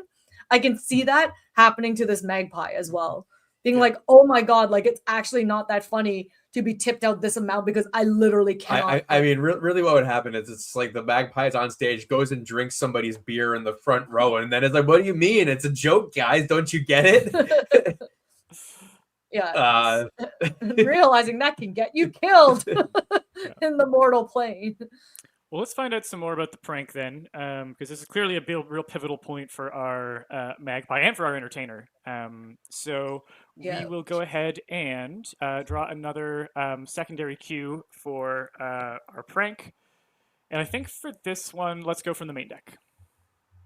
Okay. We accidentally corner tucked Demolitionist, which would be funny if they were going to bomb on stage.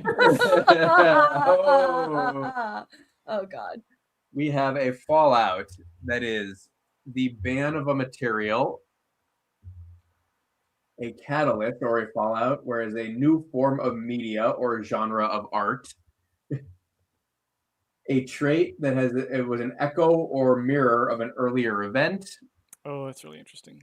Or a catalyst where it was a botched assassination attempt. Okay, before we go to a vote, I'm 100% calling a shot. We are going to do botched assassination attempt. I think it'd be so funny if someone was setting up a hit on this comedian, and literally the moment they become immortal is when the person like fires the crossbow bolt, and it like literally bounces off the person's skull or something. I just think that's too funny. But if we want to vote for a corner tuck, we have the option of corner tucks on both sides. So we could vote for the two adjacent options if you want to read those out. We have echo or mirror of an earlier event or ban of a material. So you can go ahead and vote for ban, or you can vote for echo in 3, 2, 1, go. Go. The echo of an earlier event would be kind of interesting because it's like, was there another assassination attempt on another comedian? For some reason, there's just some guy who just hates the funnies and he's just out to take out all the comedians in LA. Well, I mean, this is also the prank of 1,000 cuts. So it's like there's the magpie's prank, and then there's the targeting of the comedian. Apparently, it's not a 20-second delay anymore either, because like those votes came in so fast. Echo fast. It's funny, actually. It's really like echo. So yeah, echo. Okay, so yeah, this is great, and I'm gonna actually say for our so we're gonna use link cues for both of these actually.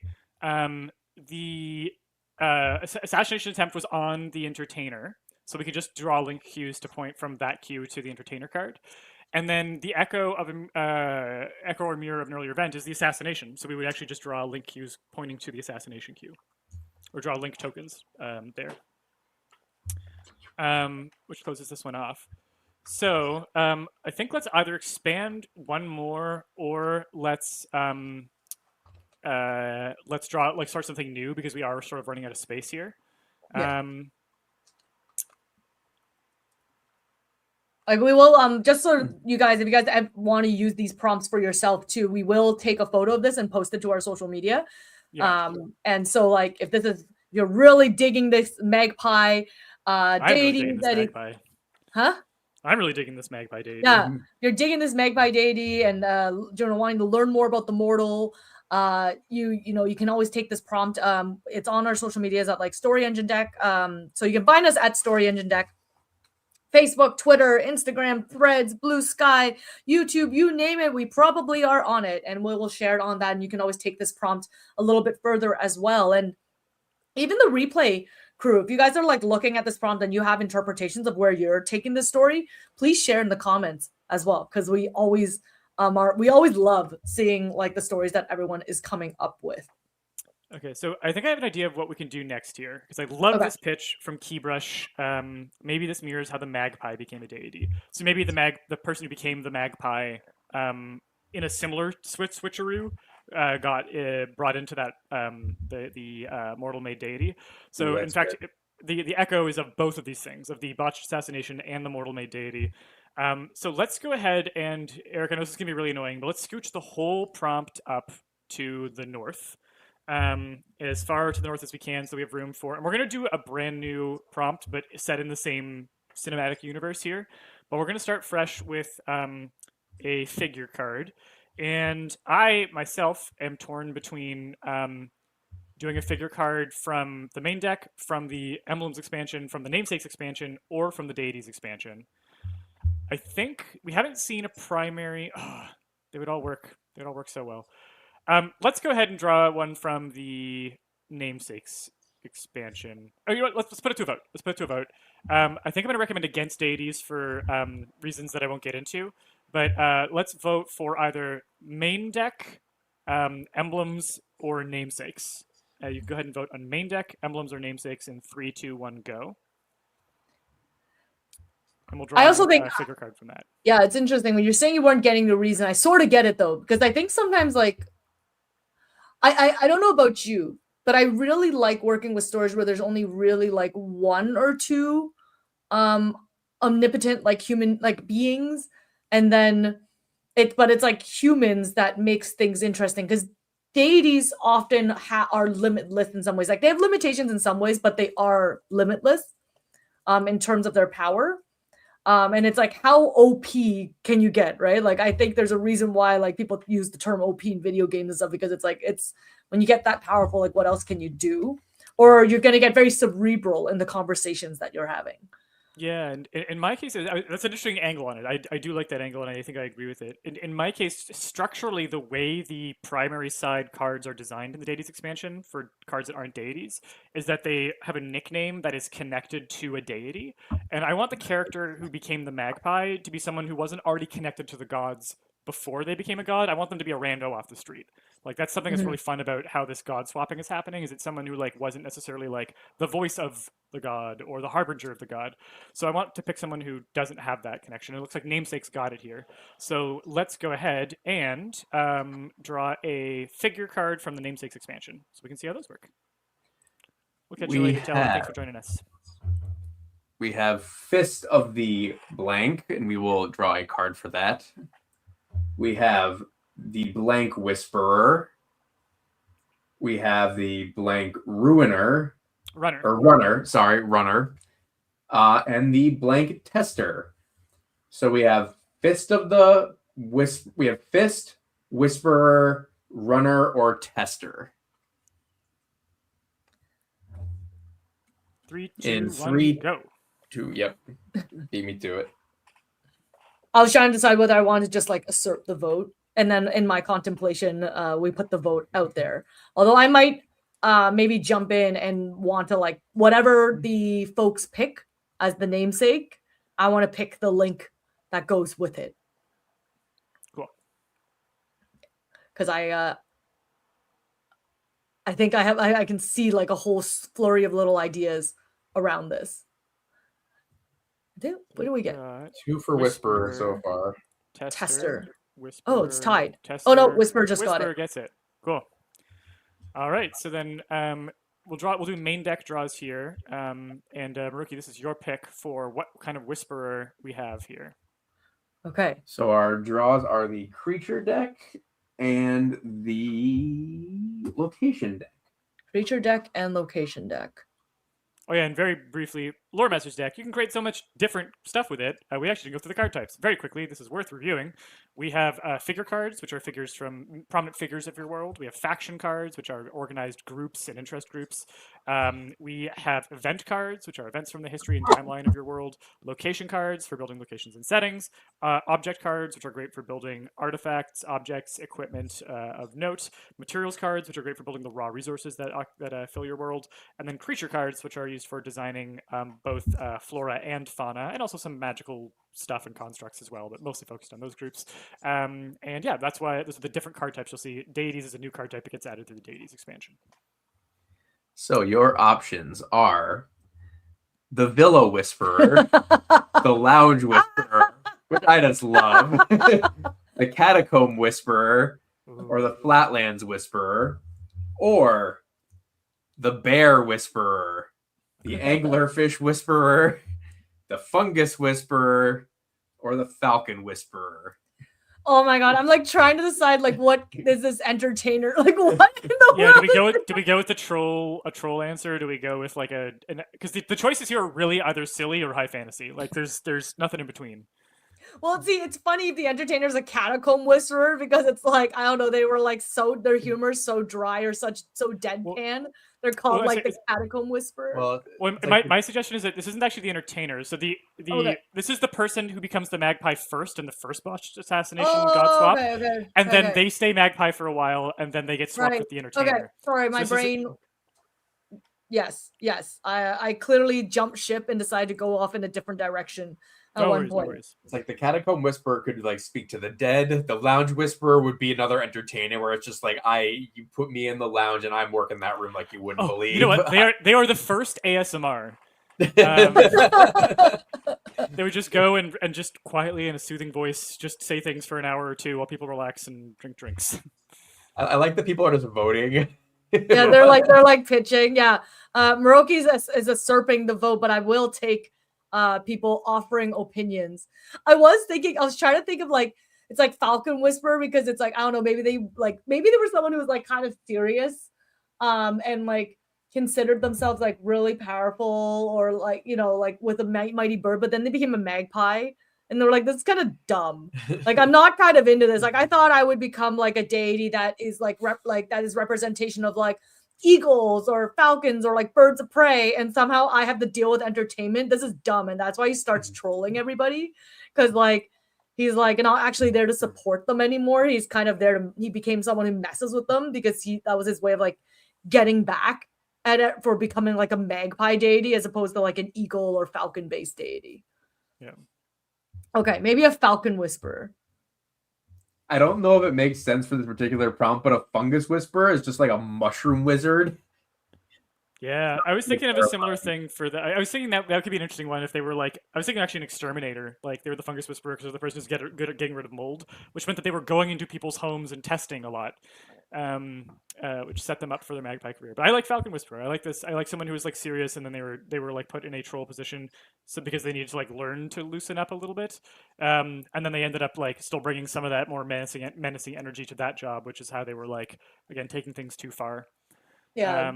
I know. So one of the reasons why I got distracted and ended up misinterpreting what we were doing here is because I had went off in this like brain tangent that I didn't share about how like maybe in this world deities are not like permanent entities. It's actually more of a role, and mortals regularly get swapped in and out. It's like an exchange student thing. It's like, oh yeah. God for a day. Yeah, it's like then humans, so like a lot, like they kind of all learn like responsibility, they learn otherworldly things, so it's like pretty common for people to get swapped in and out, and it's never a permanent situation, except maybe this particular deity, the magpie deity, is hanging out too long because after they became a deity, they're like, this is just, I don't feel like leaving because I'm having too good of a time. Yeah. So anyways, that was just me completely like diving off the deep end there. I will not, I know we have a few more minutes left. I know we want to get a chance to draw our winner. So for those of you who haven't entered our contest yet, our quick start prompts, our quick start PDF prompts, which is our brand new Lore Masters deck resource that we just released to all our wonderful folks who backed us during our crowdfunding campaign on BackerKit in 2023. Those of you who are in the live stream today, you get first access to it. If you visit us at storyenginedeck.com/quickstart, you'll get access to it. We will be releasing it early next week. But if you check out our most recent social media post where we give you a prompt on what shape we should make our third Lore Masters deck third birthday cake. If you follow us on any of our platforms and leave a comment on any of our social channels, Eric will make sure he pulls together the final entries so that we can draw the winner before the end of the live stream. But while he's doing that, we can very quickly build out the rest of the prompts. I can also rip we're going to put them in the party hat. So we're actually like handwriting every entry right now and putting it in. But I can rip it if you want to draw out the cards to build out the rest of the prompts. Well, I can't reach over you. My arms aren't that long. There'll be a really awkward moment where I'm just kind of like half on top of Eric. So we're drawing from the main deck for this one? Yeah. Let's draw from, actually let's put a focus sleeve on there just so that because there's a lot going on visually on the card.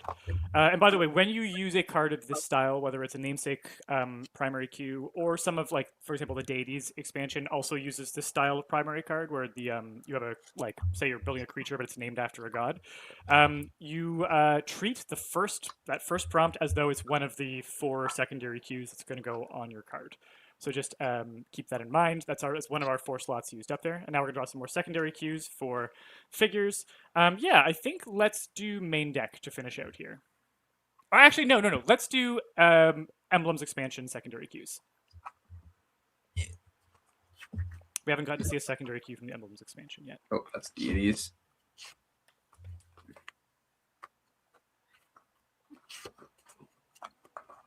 Really testing your like card organizational skills for this stream. Oh, they're not the best. Do we regularly have like stray cards just sitting around our like shelves? Absolutely, we have.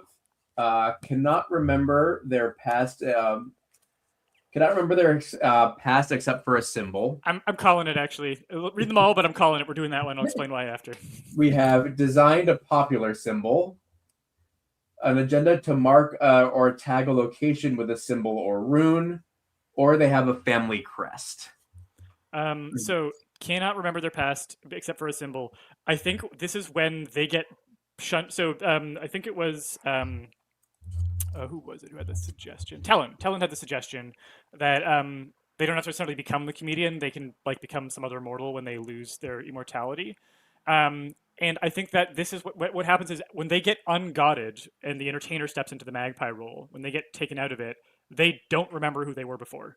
They go back to their whatever mortal body and form, but like that memory is erased, and maybe just whatever symbol they had was the only thing that is the clue to either who they were or to the fact that they used to be a god even. But let's go ahead and draw one of the emblem cards to figure out what symbol it is that they are left with afterwards. We have a lion looking thing, little compass point looking thing, a portcullis looking thing, and I got no idea. Hat and robe. We'll call it hat and robe. We have a mage looking thing, some leaves, some other leaf, and a runic A of some kind. All right, so go ahead and I guess do any of us have a strong thought of what we want here, or do we want to put it to a vote? Well, back to the other side. I was trying to see if there was like anything that was like tied to. I didn't want to get too literal with it. Like I don't love the mage thingy because I think it's like too obvious to like, oh, magic, gods, deity. I wanted something like a little cryptic. And I'm trying to think of like what could be tied to like magpie, like trickstery things or like thousand cuts. Like the portcullis thing would be kind of funny because it would kind of be like we're gating you out or we're trapping you. Or like maybe that darker leafy thing. So not the 3 leaves, but the darker one. It has a leaf, but it also kind of has like, I don't know, barbed like scythy things. So it's like the 1,000 cuts energy. It's like, aha, we got you. We're like we're cutting you down. That's the error of your ways. Yeah, I thought of that one as a trilobite, but it's interesting. It does have a very like serrated look to it. Yeah. Okay, interesting. So we're interpreting this as the symbol that the gods leave for this person as their like hint as to what happened. Yeah, like their lesson or something. Yeah. And it could be another god's symbol or sigil as well. That's the other thing that it could be is like the god who orchestrated this, the 1,000 cuts, could have that like kind of either a serrated thing or a trilobite thing or whatever as their crest. Okay, interesting. Like it. Let's go ahead and draw a main deck figure secondary cue. Eric? Yep. I can't reach. We have terrible at a specific role, skill, or profession. An agenda to restore a species to a location. Oh. A background where they are a known oath breaker, or a trait where they are considered a genius. Oh my god, what if they're an oath breaker and trying to restore like the Falcons at the same time and corner tuck that? It's like they want to do good things, but then they kind of also keep screwing up because they're really not good at their promises. Do you have one of those that's your favorite? Because that'll be the last cues that we pick as part of the stream, and I want people to get to vote on one. But if there's one that you like, we could then vote on what the corner tuck should be to that. I'm okay. So.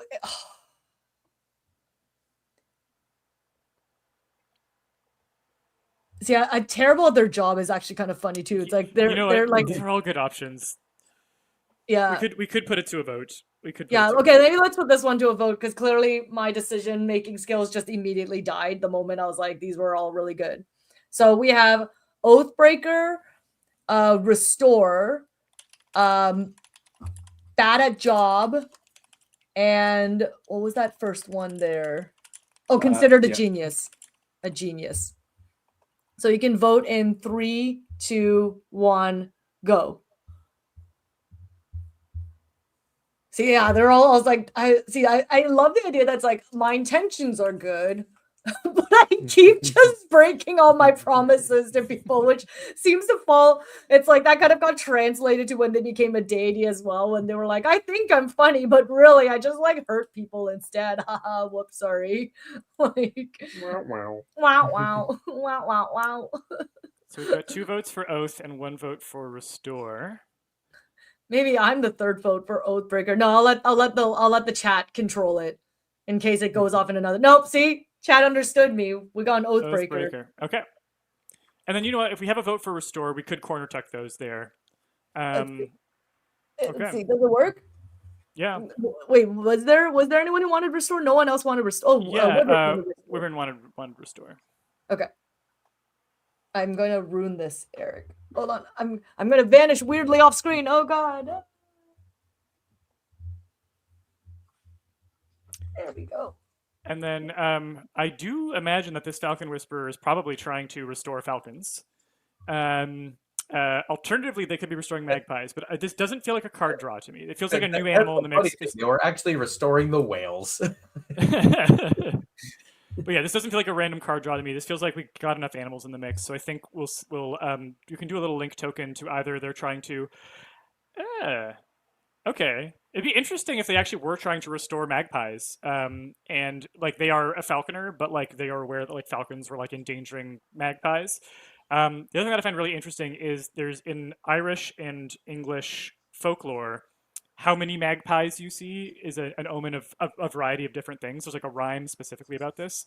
1 for sorrow, 2 for joy, 3 for a girl, 4 for a boy, 5 for silver, 6 for gold, 7 for a secret. Oh, I remember this. Told.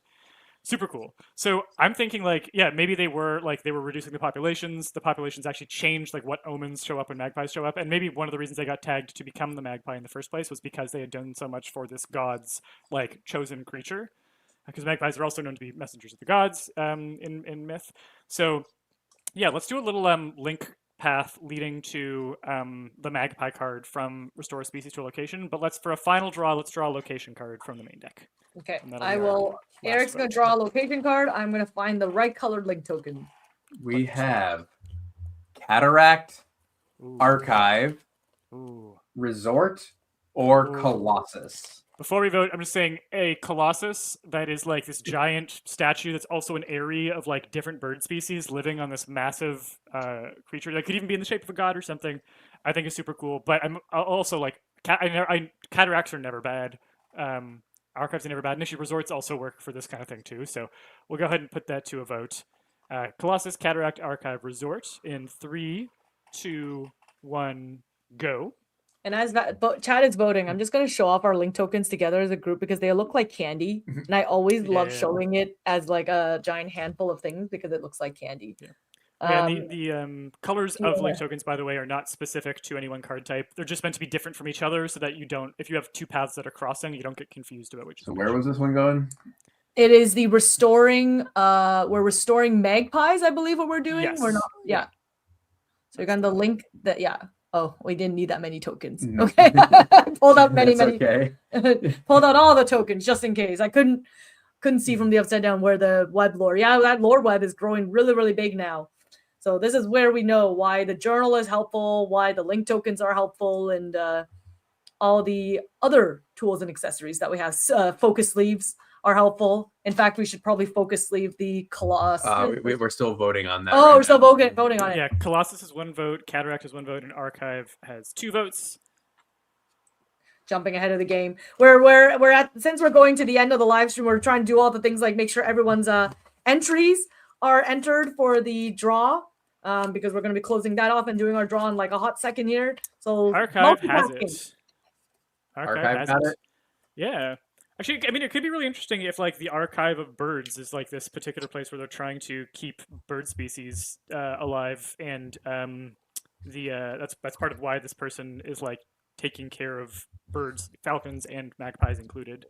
It's also why he's it's literally a falcon whisperer, because you can't speak up in the library.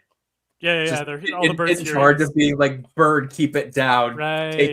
Take your mating call somewhere else, or like do it at a reasonable volume, please. Yeah. Okay. Awesome. Well, that's really cool. This was I really enjoyed this build. This was a ton of fun. I actually am really genuinely interested in like where we can take the world of this story, because there's some really fun stuff going on and really good places for like character arc building to happen. So super cool. Yeah, cool. And I actually it's interesting because I always find like we never know when we do these live streams, and when we do these live streams with guys, like we don't actually know what we're gonna draw as well. And I'm like, is it gonna be something really dark, really horrendous, really funny, really silly? And I think the interesting thing is like, even though we're playing with a very common trope like trickster gods or swapping with mortals and deities, the way the manner of and like the way we build these out is it's so different every single time. Like, and that's why you still have unique stories, even if we are following tropes that maybe have been done for a very long time. Yeah. And it's funny because like so like, you know, for folks who were interested in the quick start prompts PDF, what basically are, you know, those flashcards are going to create like, it's going to take prompts like this, and we're doing a bit of that jump starting, and it gives you an opportunity to kind of continue the story from there, which we're going to do a draw for that shortly. So again, we've taken all the votes. Make sure you are following us on your handle as well that you left the comment on. We are going to check that as well at the very end. And make sure you follow us on that social media channel and that you've left a comment on what shape we should make our cake. If you're looking at picking up the quick, and the prize is a copy of the quick start PDFs. If you're looking at picking one up yourself, storyenginedeck.com/quickstart. And if you purchase anything today as well, you'll be entered to our daily giveaway, which today is a $25 gift card. And we're going to have daily giveaways all through the week for Lore Masters Deck's birthday. So this is me adding all the entries, the rest of the entries into the hat. Eric is doing a little shaky shake. Shaky shake. Make sure it's as mixed up as possible. Drawing the winner. And the winner is the Writer 55 on YouTube. Writer 55 on YouTube. Congratulations. I wish that person, I didn't see Writer 55 in the chat today. It would have been nice to see them on the chat, because that would have been really fun. You can like show it live on screen. It might be on the replay crew. Yeah, but, yeah. I'm not calling you out, Writer 55. It's more like it would have been fun to see you on the chat today, just because it clearly entered the contest on YouTube. So congratulations. We will be in touch to get your information so that we can send you over a copy of the quick start prompts. But this was super fun, you guys. Like, what a way to celebrate Lore Masters Deck's 3rd birthday. Yeah. A lot of cool things for you throughout the week. Like I said, we have a daily giveaway, so make sure you check back every day to see what our giveaway is. Today, it's a $25 gift card if you make a purchase on our website, whether it is a purchase for a PDF or for a physical deck. We have sales. We have a sale going on all week, 10 to 30% off all our Lore Masters Deck products, 10% if you're looking at Lore Masters Deck or any of our Lore Masters Deck related bundles. 15% off if you're looking at any of our expansions or expansion sets that are Lore Masters Deck related. 25% off our accessories, including some of our crowdfunding limited exclusives, which once those are gone, they're going to be gone forever. And 30% off any of our Lore Masters Deck PDFs. distributed our quick start prompts today. That is our brand new Lore Masters deck resource that just came out. You guys in YouTube or our replay crew are going to get first access to it. If you go to storyenginedeck.com/quickstart, but we will be releasing it early next week.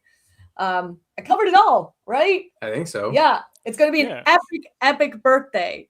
But we also, you know what? It's funny because even when the birthday week is over, we're not done celebrating Lore Masters deck yet, right? Indeed. Peter? When is our next live stream? When could that be? It is. Well, next weekend, we are going to be doing some more live lore creation for Free RPG Day. For Free RPG Day, I think I can say, because we've already showcased it a little bit, we made a little sampler of Lore Masters deck. It's just, I think, 36 cards, but it's just enough to sort of see how it works and try it out. We're going to be shipping these to, or rather, they've already been shipped out to different RPG stores across the world for participating stores, where you can go and pick this up and other free stuff from different tabletop-loving companies who want to celebrate tabletop RPGs and all the joy that they bring. And we will be doing some live creation featuring, I think we can now say our official lineup. It's something we've been holding back for a little bit as we got confirmations, but we're going to have the Magic Engineer, C.R. Rowanson, coming on live to create some tabletop RPG homebrew stuff for us. We are going to have Weston from Arcane Anthems, and we are going to have Claire Marshall from Fairy Ink Press, who's very much a specialist in solo RPGs.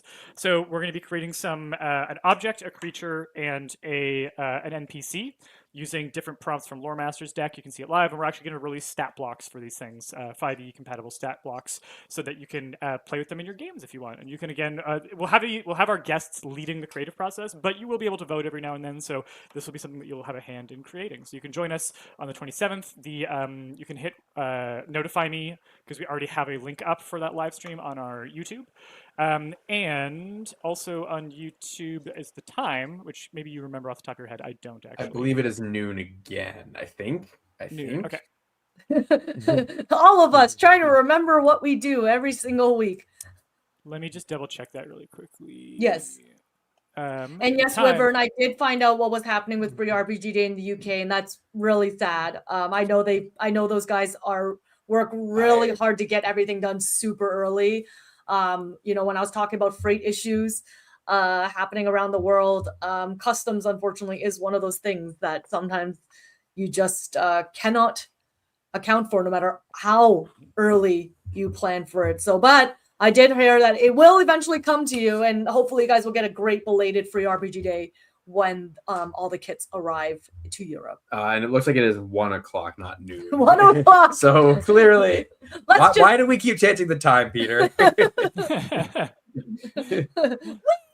We just got to shake it up, keep things fresh and a little bit different for everybody. So 1 p.m. Eastern time, but you can always know if you go to the event page and hit notify me, you'll get the scoop from everybody. And I think an opportunity to meet some really great creators as well. So, you guys have questions for some of the amazing guests that we have, bring them, because it's going to be a very lively, very intense building session next weekend.